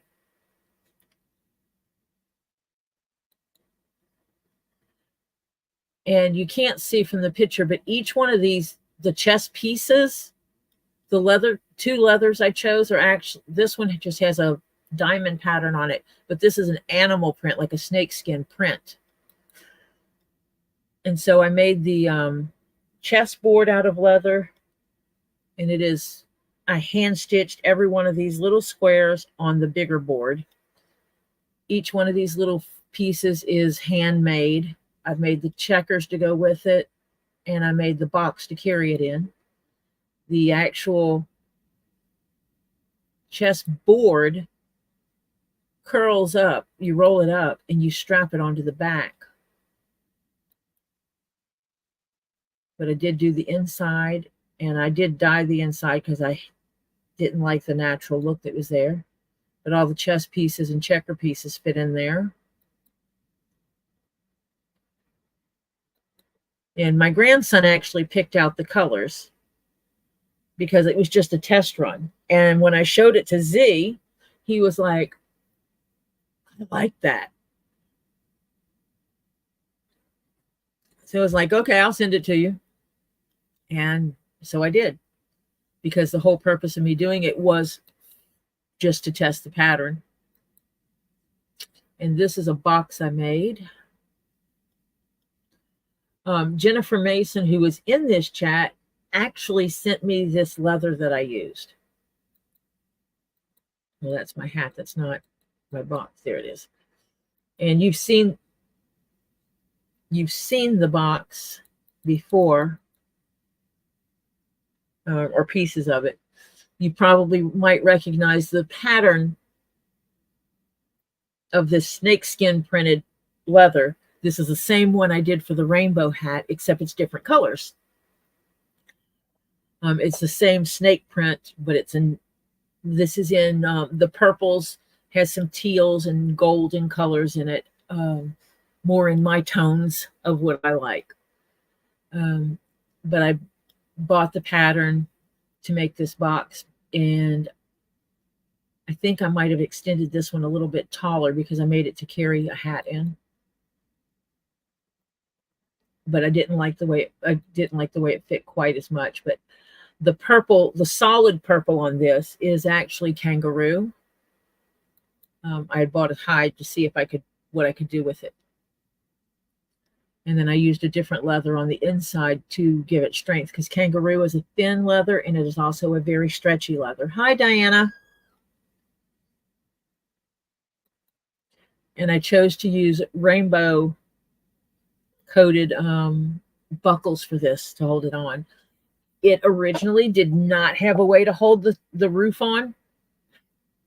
So I added the straps and the buckles to be able to hold the roof on so that I could carry it by the handle. Why do I keep doing that?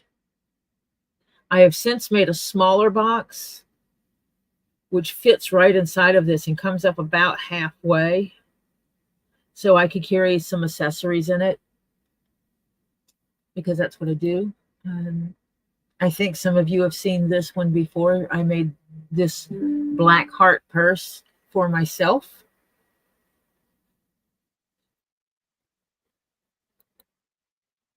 I made this flat cap. This is ostrich leg. And I made, so you don't see the quills in it like you would on the ostrich body leather. This is strictly leg leather. Scott, who helps out at Get Swamped, he wanted a green flat cap. And so I started sending him.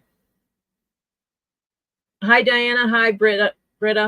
And so I sent him different pictures of green leather, and he picked the ostrich leg. And so I made this. This was the first time I made a flat cap. Scott loves it. And it's really interesting is this design of flat cap. You wind up with this area from the tip of the brim to about here. So about a 3-inch deep. There's a gap in the hat right here inside that you could actually store something small in, like a card wallet.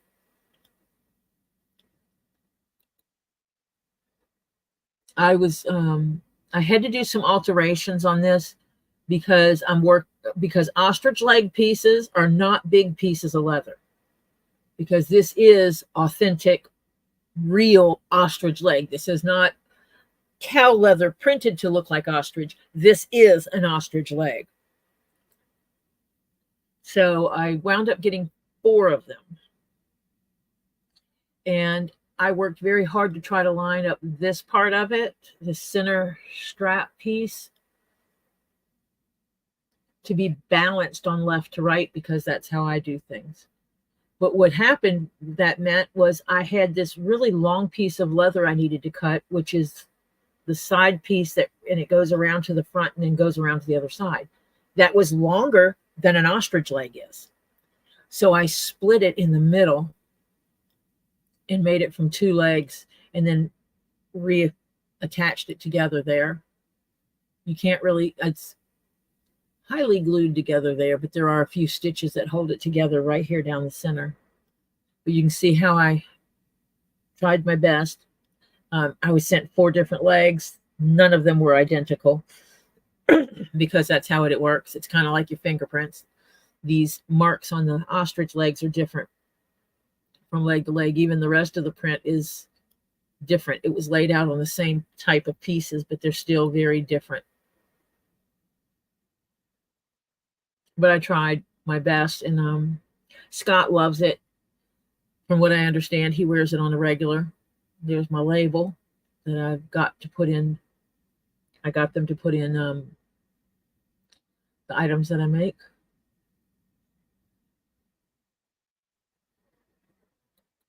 And because Scott requested that, I actually got a commission for this hat, which is the exact same style, and it's just made out of a standard green leather.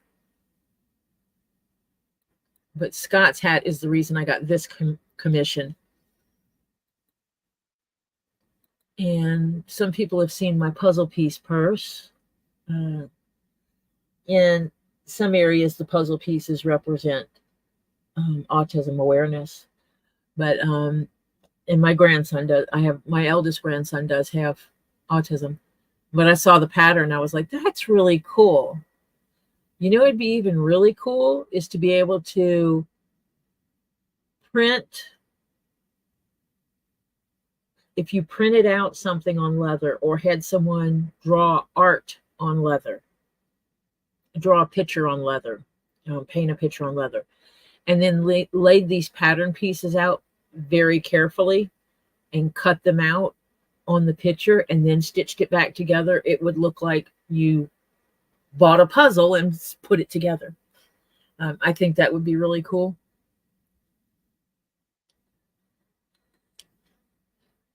But it's like that on both sides. It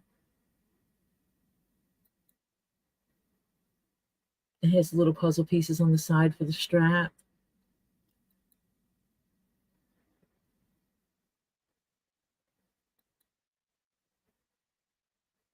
Put pockets in it because pockets.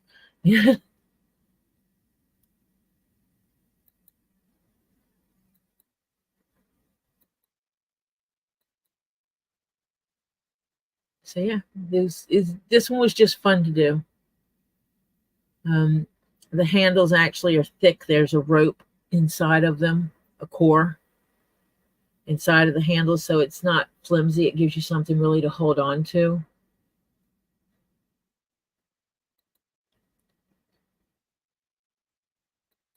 And I think you guys recently saw me making this. It is a keychain, a turtle keychain. That was fun to make. He was a fun little fella to make. And I made the little miniature pirate hat, keychain, and fascinator. I think that's all that I have posted so far. So I have not posted the other one that I've made. Let me see.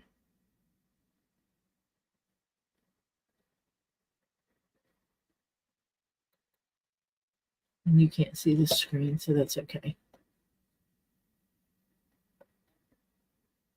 I don't want to show stuff I'm not supposed to show, kind of thing.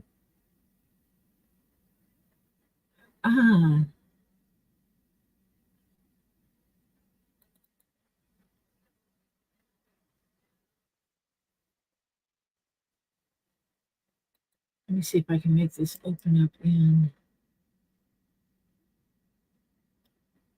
photos, because then I can scroll through it. I think I can.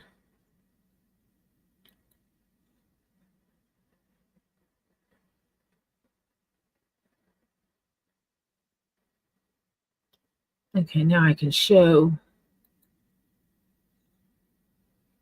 What time is it?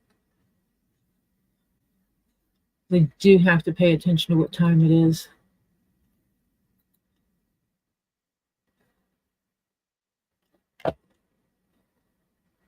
For some reason, my bottom bar is not showing up. Oh.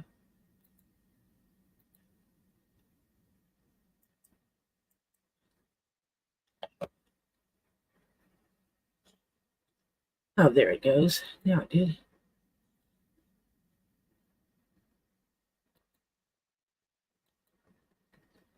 This is the chess set I made for Marsha's grandson, and I haven't put the pictures up yet. I need to. This is the full set. Complete full set. So it started out, Marsha got this commission from Robbie. I gave Robbie, I said,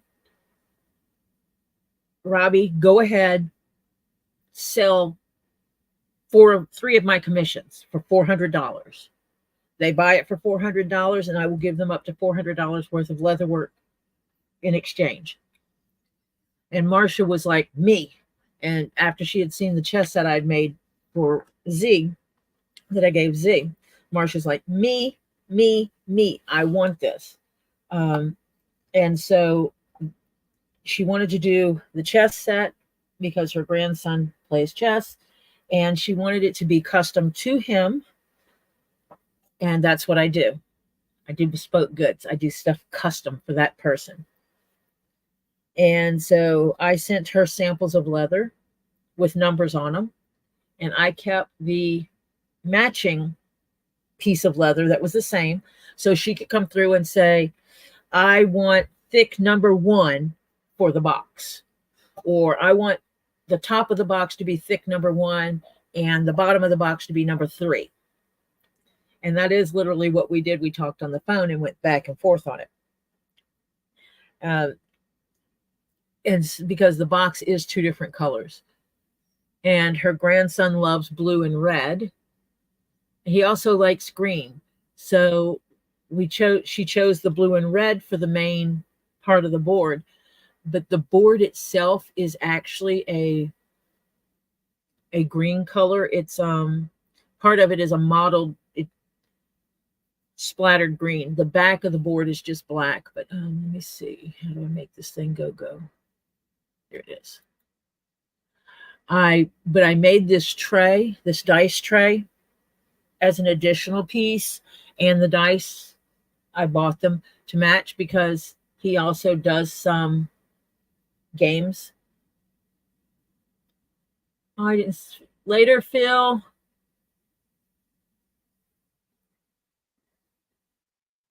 But James does do dice games, so I wanted to include that because it was a Christmas present, and this was just my extra that I gave.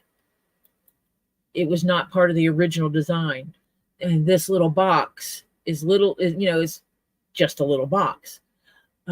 Wasn't part of the original design, but when I started putting it together, I was like, when I put all the pieces in, again, these were all handmade, and what I did was the blue, I put the red hair on the horse, and on the red horse, I put blue hair for the mane. And here you can see that green. But as I was making this, it was like, okay, I think I want to do this. This is what happens. My brain goes wild when I'm making stuff. So when I started putting the pieces in here, I had this gap. They didn't all fit together. This is when it's set up for checkers. But when I went to put the pieces all in the box, they kept falling over and going all over the place, and that just irritates me.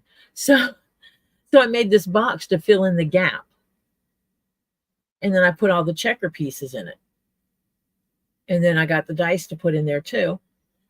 This board actually flips upside down and will fit right over all these pieces.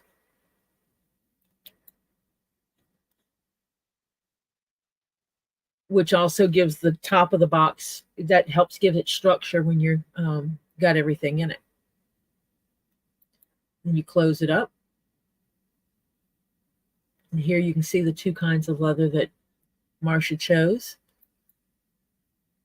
And you can see the back of the board is actually that same green.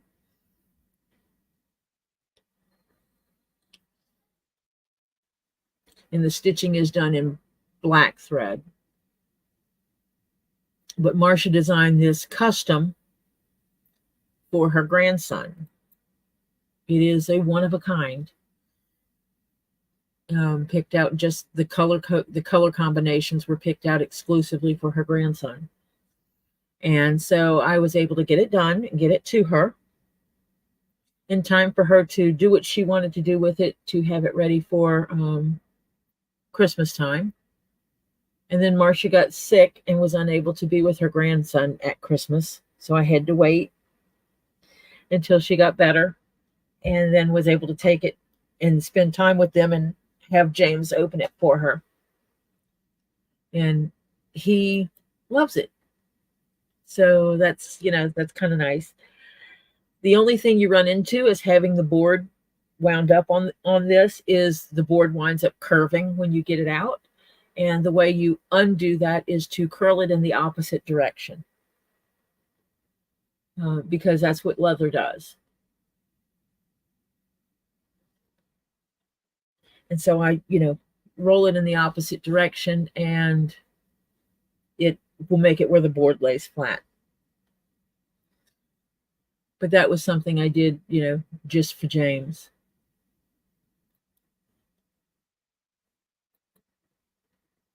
And it was fun. So, but I added those couple of extra pieces in there because why not?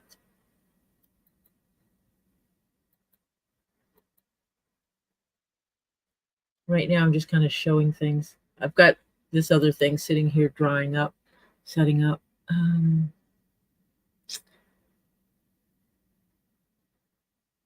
Don't know that I have a lot more that.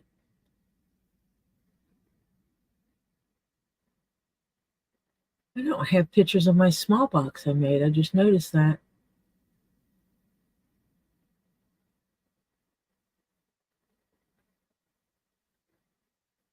I have pictures of pretty rocks.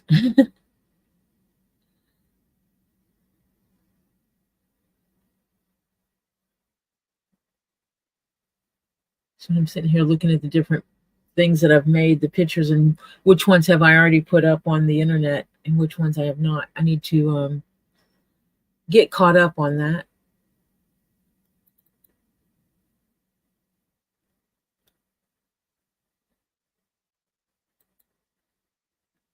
Let me see.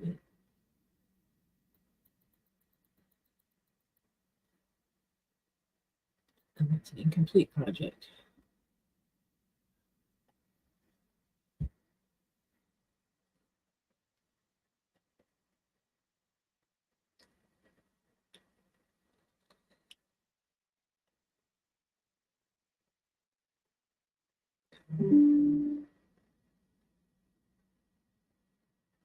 Let me see. I'm scrolling my pictures to see. And I can't put that part on there because I might have something in here I cannot divulge. Because I do have, I have people's mailing addresses and stuff like that. Oh, there's my little piggy I made. I made a piggy purse too. I found the pattern online. I was like, oh, that's cute. I could do that. That would be fun. And so I made little piggy pig. It's a whimsical little piggy.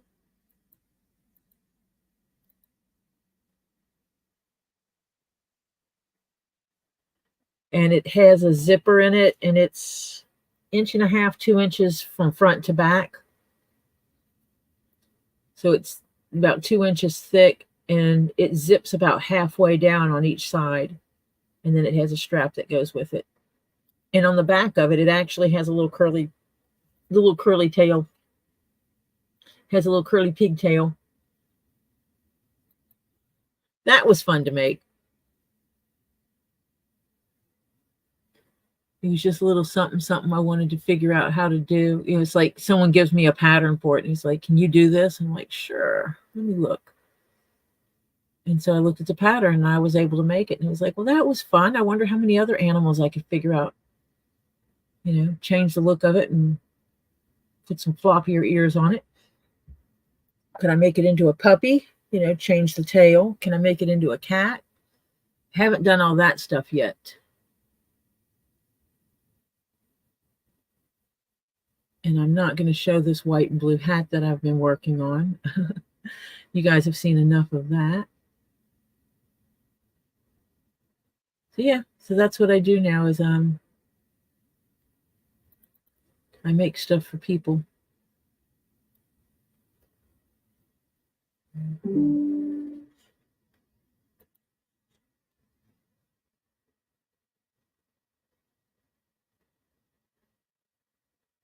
Live is at 6:30. Okay. Yes, I know. That is actually on my list of things after I get the commissions done, is to take one of my patterns and alter it to have a big butterfly on it.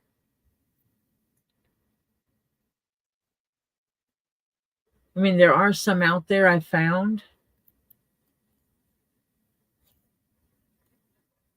but just trying to find the right pattern for a really good butterfly purse. Because, you deserve a good butterfly pattern, right?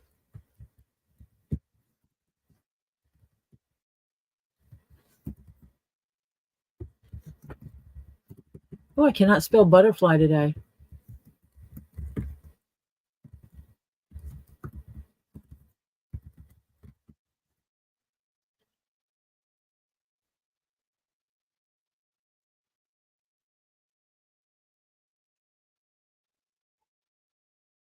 Oh, that's cute. I just want the pattern for it.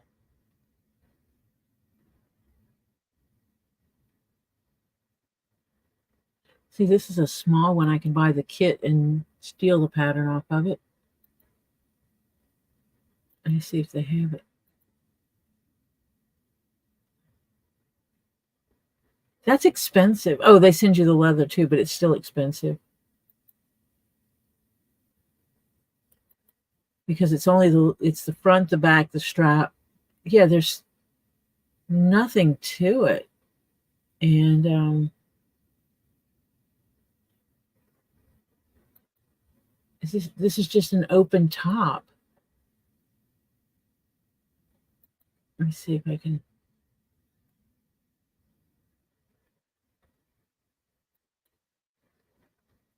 I couldn't make money off of this buying it. By the time I bought it, their kit, and made it, I wouldn't make any money off of this. And the thing is there's no thickness to it. It is literally this piece of leather is the front and the back, and they stitch it together. So you can't put much in it. You couldn't carry a wallet and a phone in this. Later, Marcia.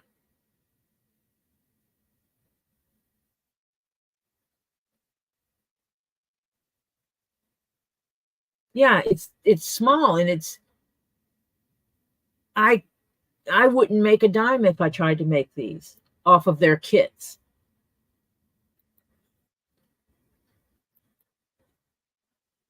Because their kits are expensive for that. Oh shoot. I closed my screen. I didn't want to close my screen.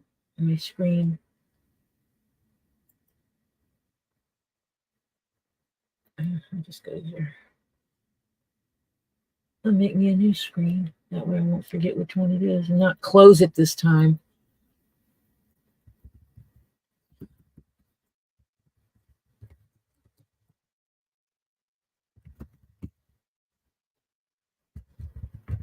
butterfly purse pattern.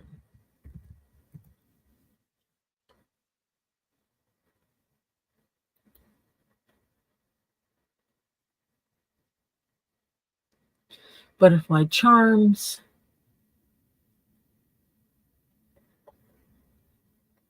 I don't want butterfly printed fabric.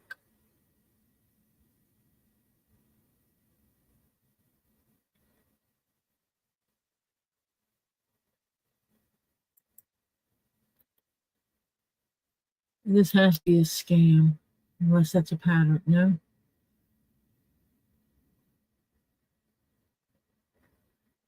Yeah, okay. They're gonna sell me this.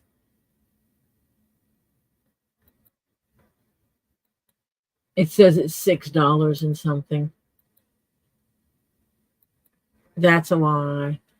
There's no way they're selling a tote bag for $6 and something with $12.24 by the time you add shipping and tax. Really? I don't think so. I think that's a scam.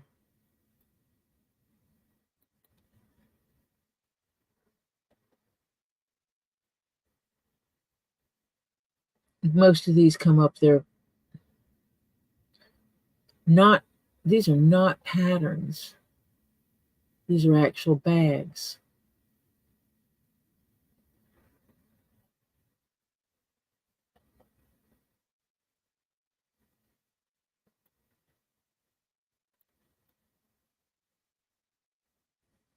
I mean, putting a butterfly on something is easier than, but yeah.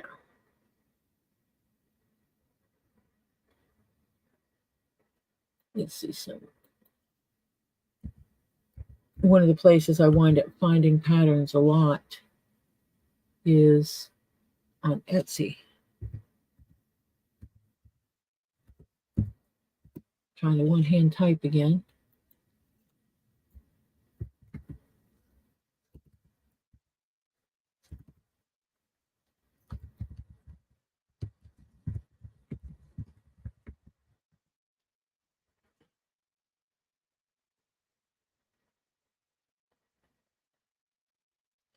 Then I wind up with a lot of crochet patterns, and that doesn't work for me. I cannot use a crochet pattern to make something. That does not look like a butterfly. That looks like a bat.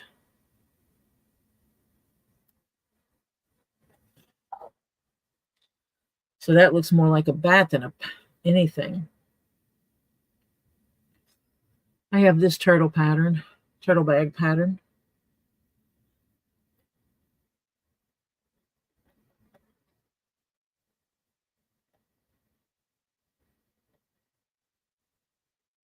But this is what I do is I scour sites to find patterns.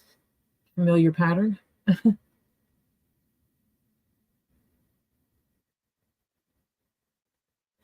It's my heart that I made my black heart purse with. So you can get a spider web shape with a spider on it.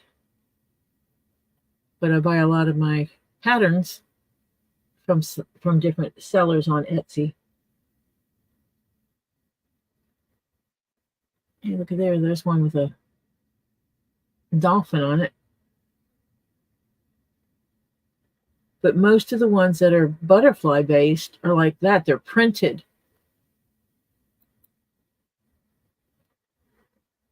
They're not butterfly cutouts. So I might have to just come up with my own.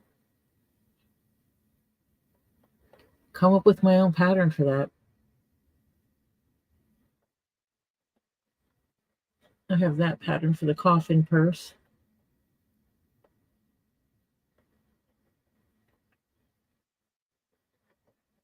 So if you were ever on Etsy and you see a pattern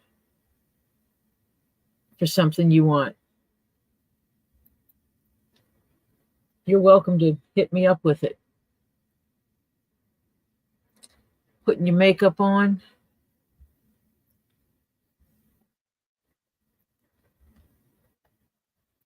I have that pattern. That's cute. That's a little cat. I have that pattern. I have that pattern. I just haven't made it yet.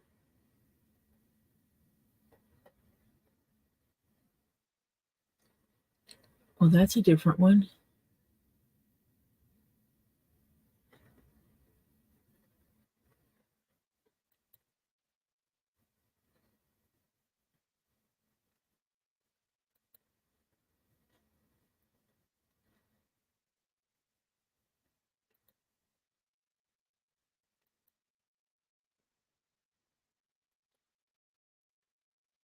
Interesting.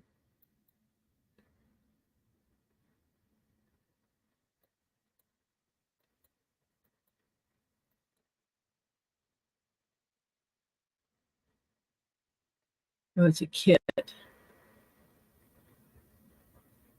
for just this, for just the keychain. I don't sell my keychains for the price they're selling for the kit.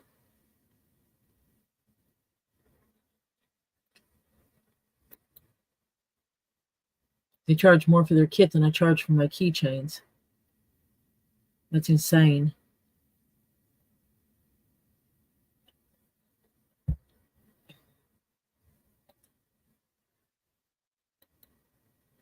Yeah, I'm thinking I'm going to have to make my own pattern because I have not seen a butterfly purse pattern.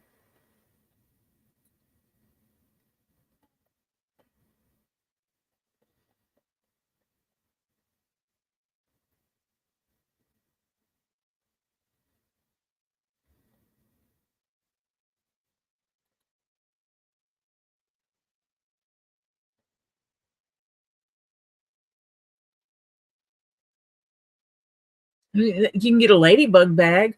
Why can't you get a butterfly bag like that? I mean, that's a pattern for making a ladybug. Yeah, if I did my own design, then I could sell it too. Huh? Sell the pattern. And it's like here's one, but it's a crochet pattern, and I cannot translate a crochet pattern into a leather pattern. I don't like pattern making. I'm capable of it. I don't like it. It's not one of those, I love this. Yeah, Kendra wants me to make her a small one that will hug close to her body.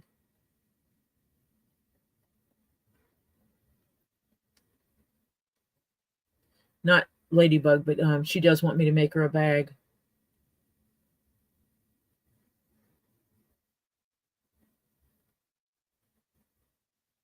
See, there's the little pig pattern.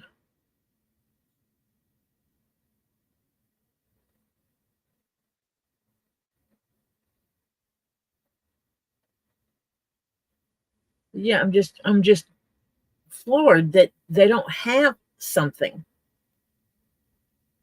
I mean, acorn. I can make you an acorn, but I can't get a pattern for a butterfly. So I might have to make one and just put put a couple of different designs together. Because I have looked before and new ones are going up all the time. So, checking again. Hi, Stacy.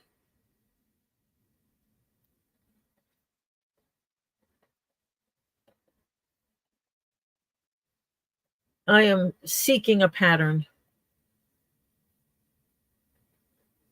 Today was more chatting than any commission work, but I will do my commission work still and get it done.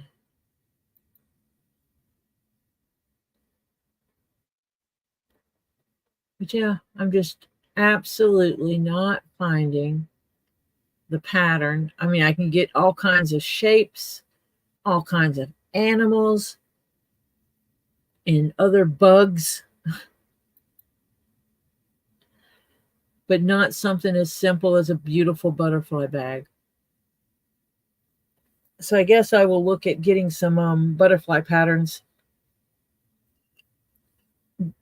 layouts for butterflies, and just figure it out myself. The biggest problem for me is how do I translate that and get it into a file? I'm not really fluent in that, but I should be able to figure it out.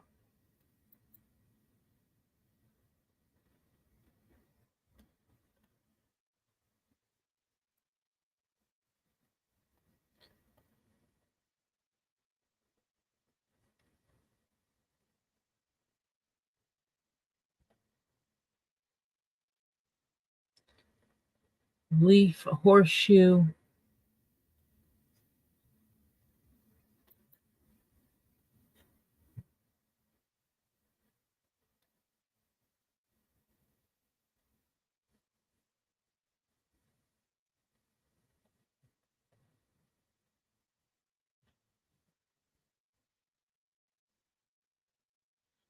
I am just looking for butterfly patterns. And it's really weird because you can buy patterns for all kinds of creatures and all kinds of looks. But I can't find a butterfly. Something so simple. They want to give, oh, well, you can buy this printed leather and make it. Well, no, that's not what I want. I want an actual butterfly. But that is kind of cool leather too, though. That's printed on leather. A butterfly pattern.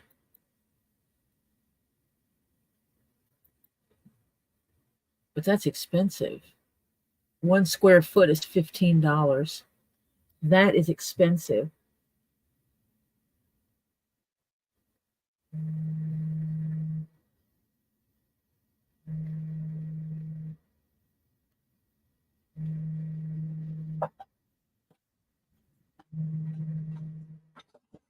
Yeah, that's expensive leather right there.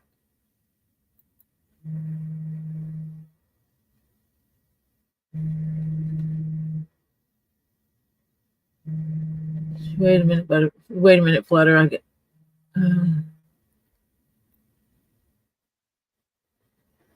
need to go overboard.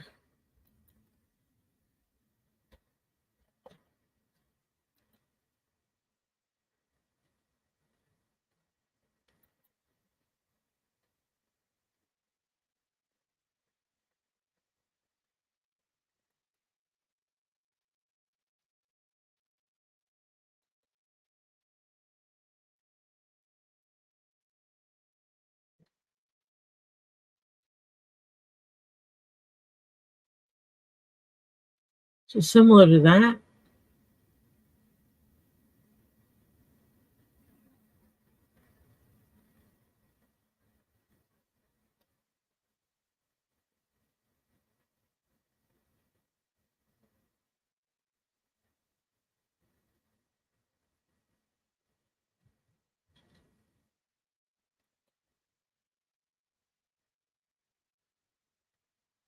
But that makes his wings go down. I don't like that part of it. I actually would have done it the other way around.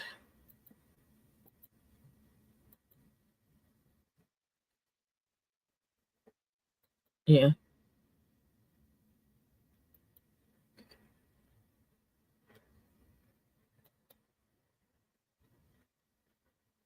You might have to draw it for me so that I can visualize it. And I work with rough sketches.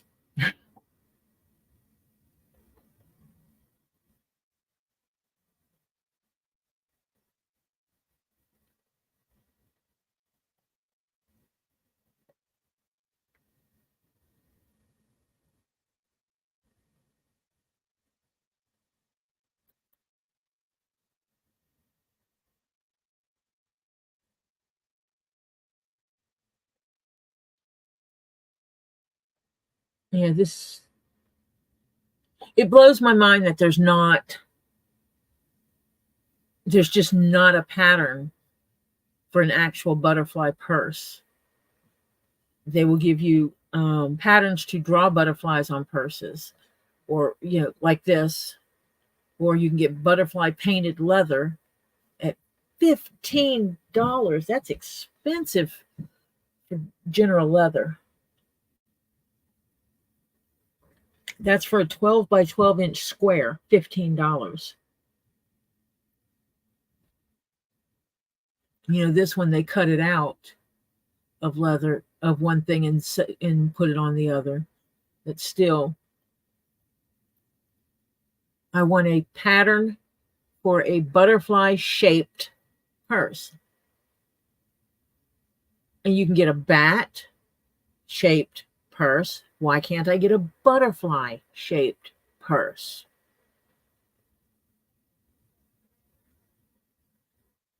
To me, that's insane. You know, when the first time you said something about a butterfly purse, I was like, oh, that'll be easy. I'll just pop over and snag me a pattern off of Etsy. They can't be that hard to make. That's purse charm. It's not a purse. I was like, I'll just pop over to Etsy and grab me a pattern for that. My grandchild is asking a question.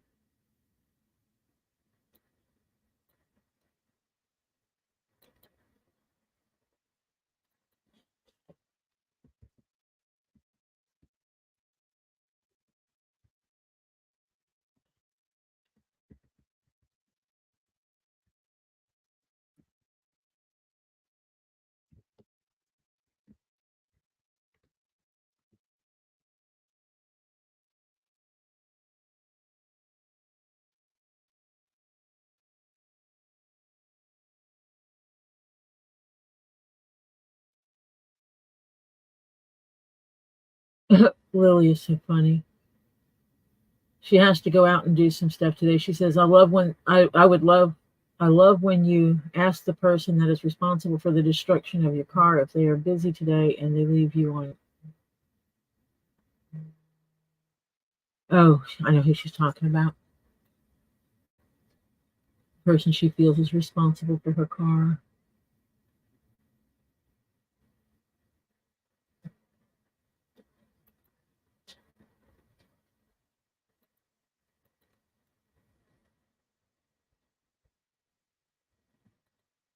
Everybody's trying to cash in on it being a holiday.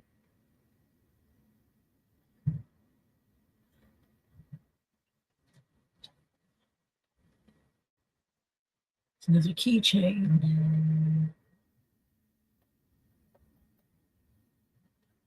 I'm going to get to page 5,550 of these patterns, and then there will be a pattern for the perfect bag.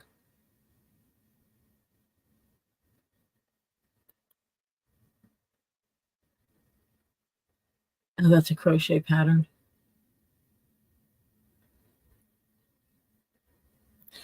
It doesn't matter how cool it is if it's a crochet pattern, that won't work. Because I'm not going to crochet a bag in order to steal a pattern off of it. See, this is what I figured they would have something simple like this that you could do, not in this square plastic stuff, but something like this that could be made.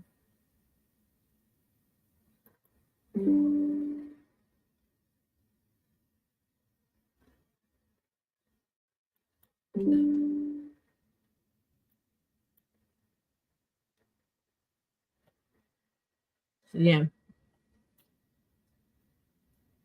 $100 and something for a beaded. Doesn't look like expensive beads.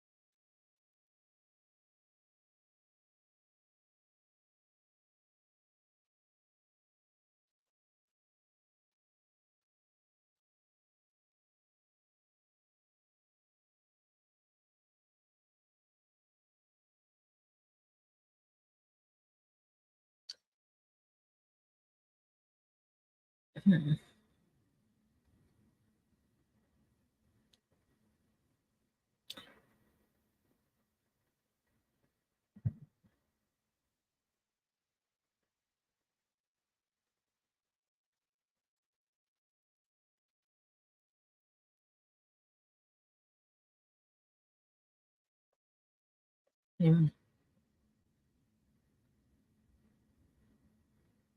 Okay, where did you send it?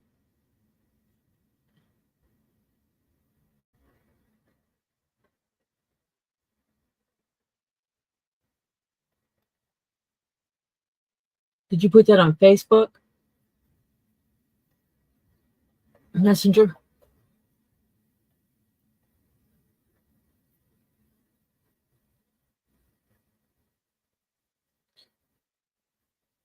I wonder if I put.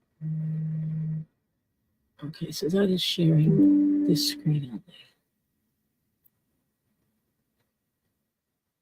Yep.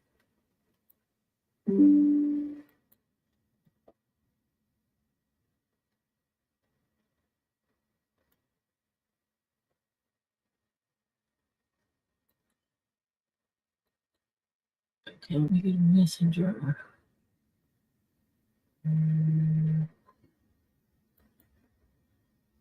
That is actually similar to the one that I was just looking at.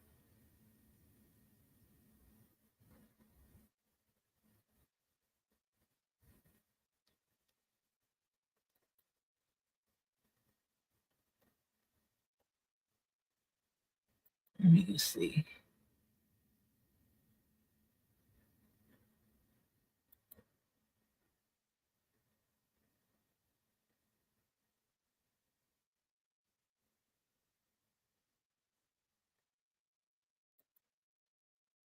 It actually has a thickness to it.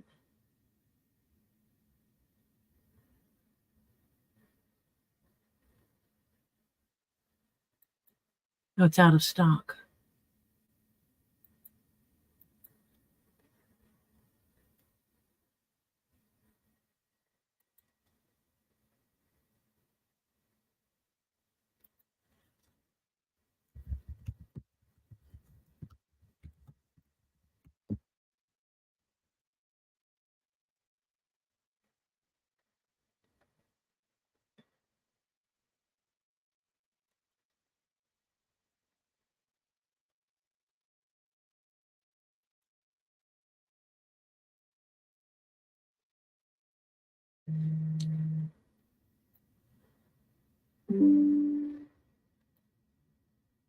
A big debate on what's for dinner tonight.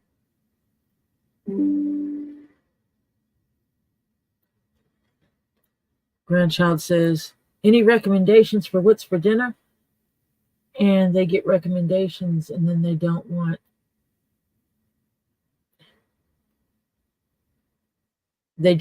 to make what's suggested. So now there's a big debate going on about that. They can debate all they want.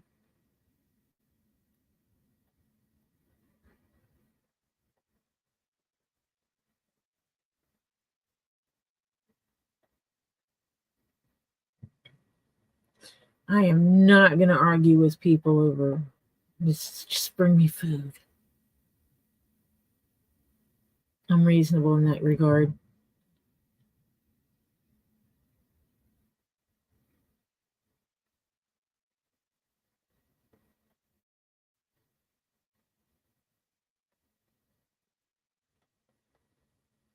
Dag blasted crying emoji purse. Why can't I get a butterfly purse? I will show that to Flutter. But is that pattern I could do?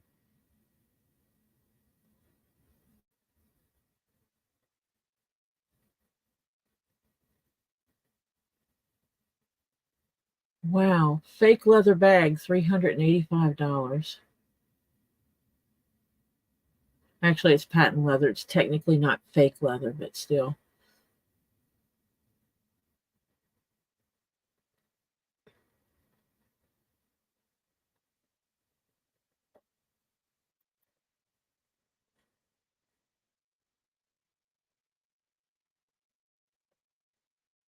I'm terrible because I do judge other people's stuff.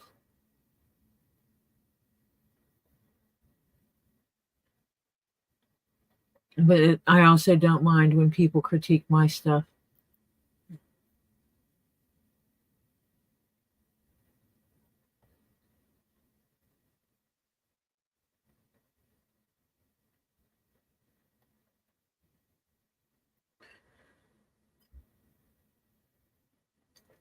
But I know the difference between what I started out making and what I make now.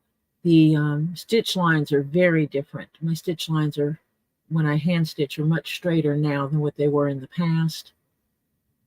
So yeah.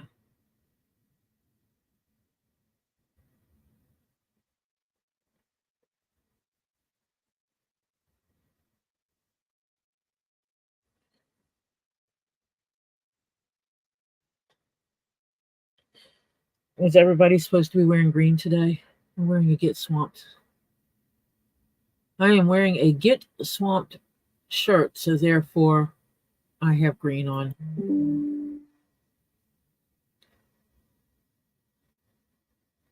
Oh, that's just applique over.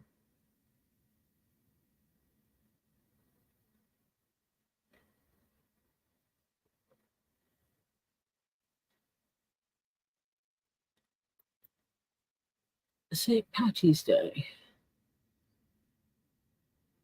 Yeah, we don't tell the grandkids that because they're not allowed to pinch each other under any circumstances because it'll get carried out of the way, way. They just get carried away.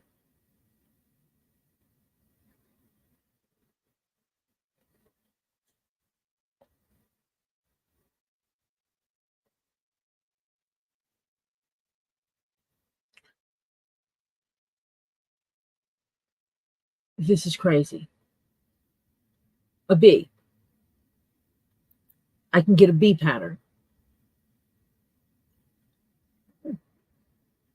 but not a butterfly. But I'm not paying $7 for a pattern for a bee in order to convert it to a butterfly. If I've got to make it myself, I'm gonna make it myself. Which one was nice?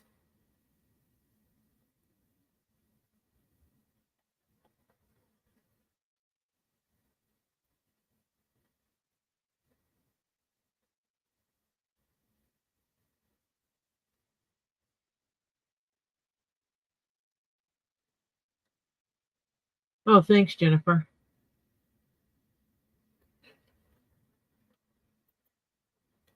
Stacy, which one did you say was nice?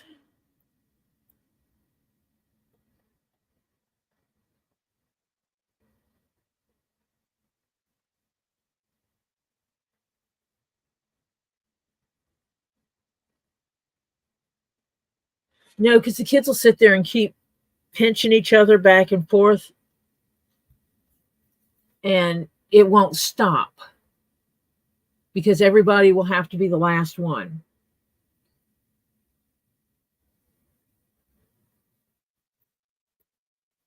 Oh yeah, but that's embroidered. It's not that one.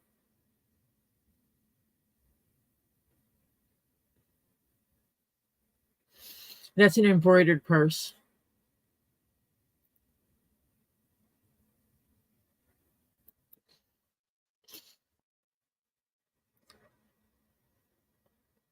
So it makes it a little bit different. And I'm not getting back into embroidery. I haven't done that in a while either. I am trying really hard not to pick up additional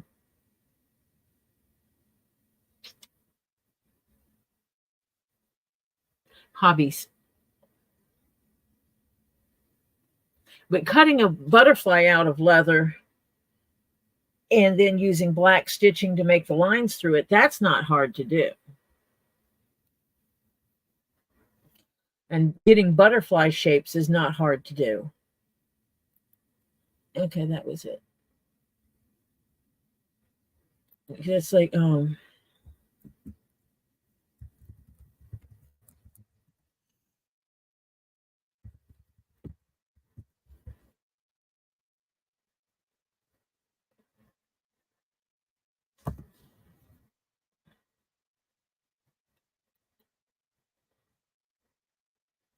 it's like easy to get the line draws for them.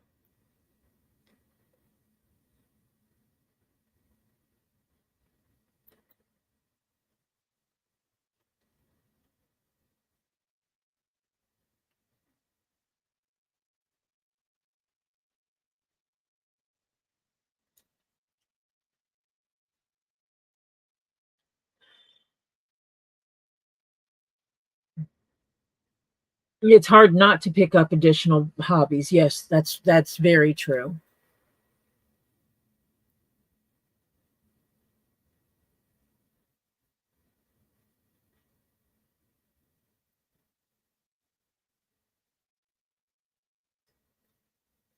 Awesome.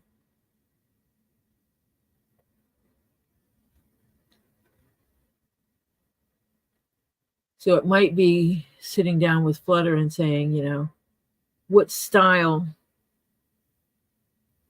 butterfly do you want?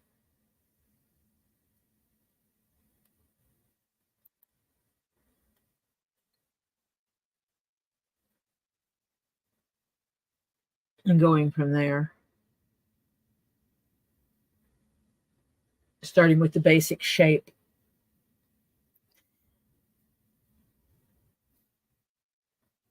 What shape butterfly? I mean, doing something in like this kind of shape means that you're going to have two sides to the purse.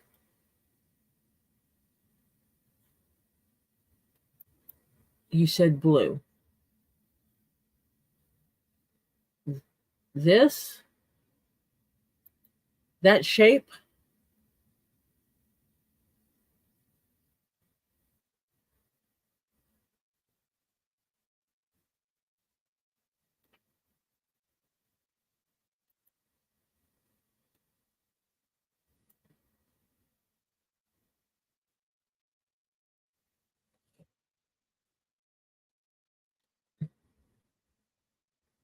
so that shape.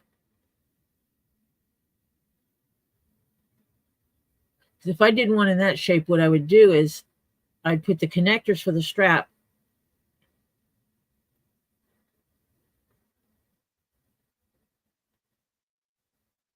on each end, and I'd wind up putting two zippers in it, and you would have two sides to your purse.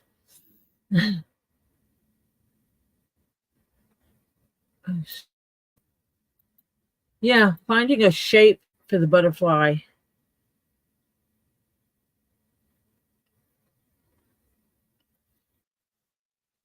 Yes.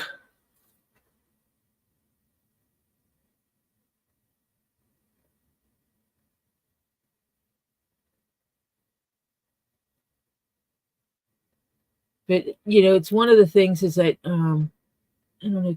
Yeah, you can, like a basic shape. I'm using this one because it's a really basic. Is I would from here. Let me see if I can get this.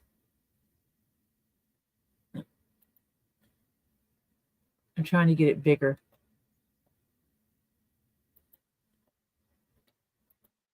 There.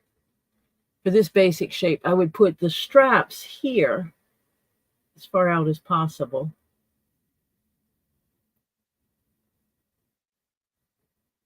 And then I would put a zipper here. So from the wing out towards the body, and then I would put a second zipper here, and you would wind up with two sides to the purse.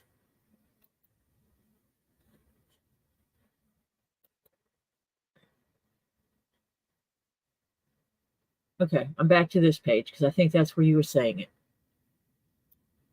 This one down here.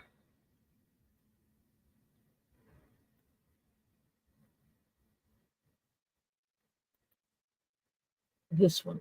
So at the top.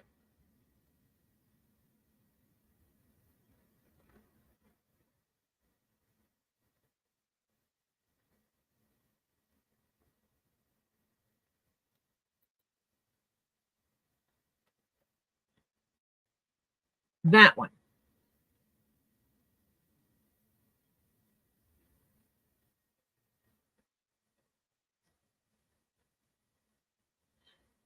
Okay, I can work with that. And then what I would do, let's see if I can find a good picture of it that I can, it doesn't have the pieces cut off of it.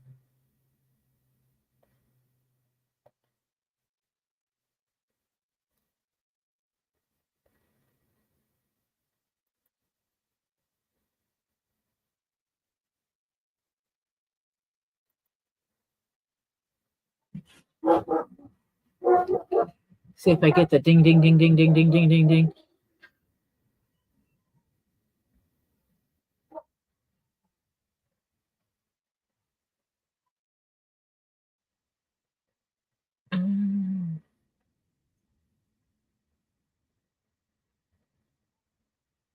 I don't want to download anything. What do I want to download? Why don't you just give me the PDF?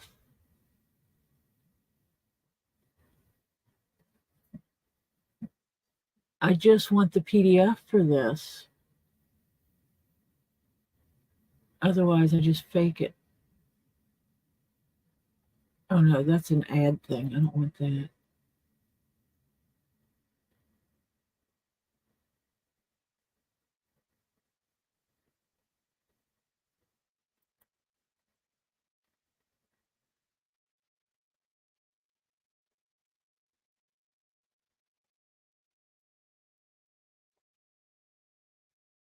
No, that one's lopsided. I don't want that.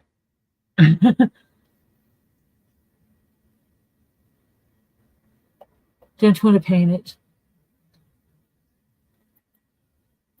I was just hoping there would be a PDF file I could just. They're just going to make it hard for me. That's fine. I'll just steal it off of here.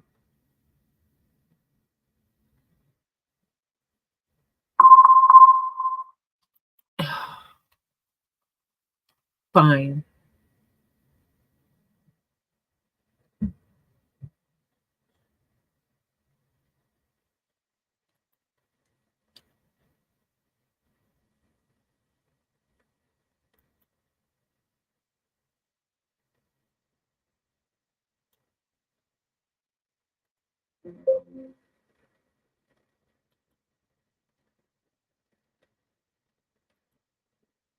It doesn't like me being on this website, so I am going to steal a snip of this.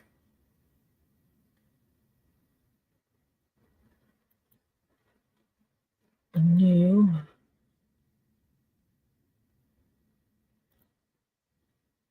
And with that, I can work with that. Yay. Okay, I just stole that screen.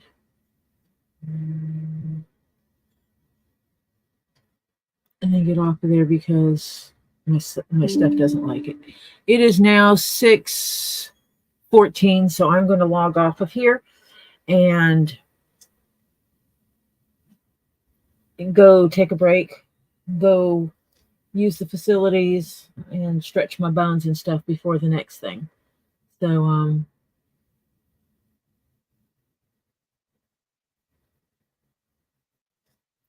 if it's free, you get it touched up. So yeah. So I will talk to everybody later. I will possibly be on tomorrow. Usually I've been doing Monday, Tuesday, Thursday, and then Saturday, Sunday sometimes. But Monday would be my last stream until next month because I'm going to be out of town. So I will not be streaming while I'm out of town. So Monday will be my last stream before I take off on my trip. So I hope to see some of you there. And I will see you all over at Two Leaves in a Pod. And we will be addressing some horrific drama over there that we've been dealing with in our communities. And with someone that's on our YouTube community, with someone who's on YouTube that has been just telling lies about people and trying to scam people and everything. So we are going to be doing that, going over there and addressing that. Flutter Yo is in here. When the weather is right, Flutter does fishing videos, also does rock hunting videos, finding amazing rocks and everything. Rocks and Gems.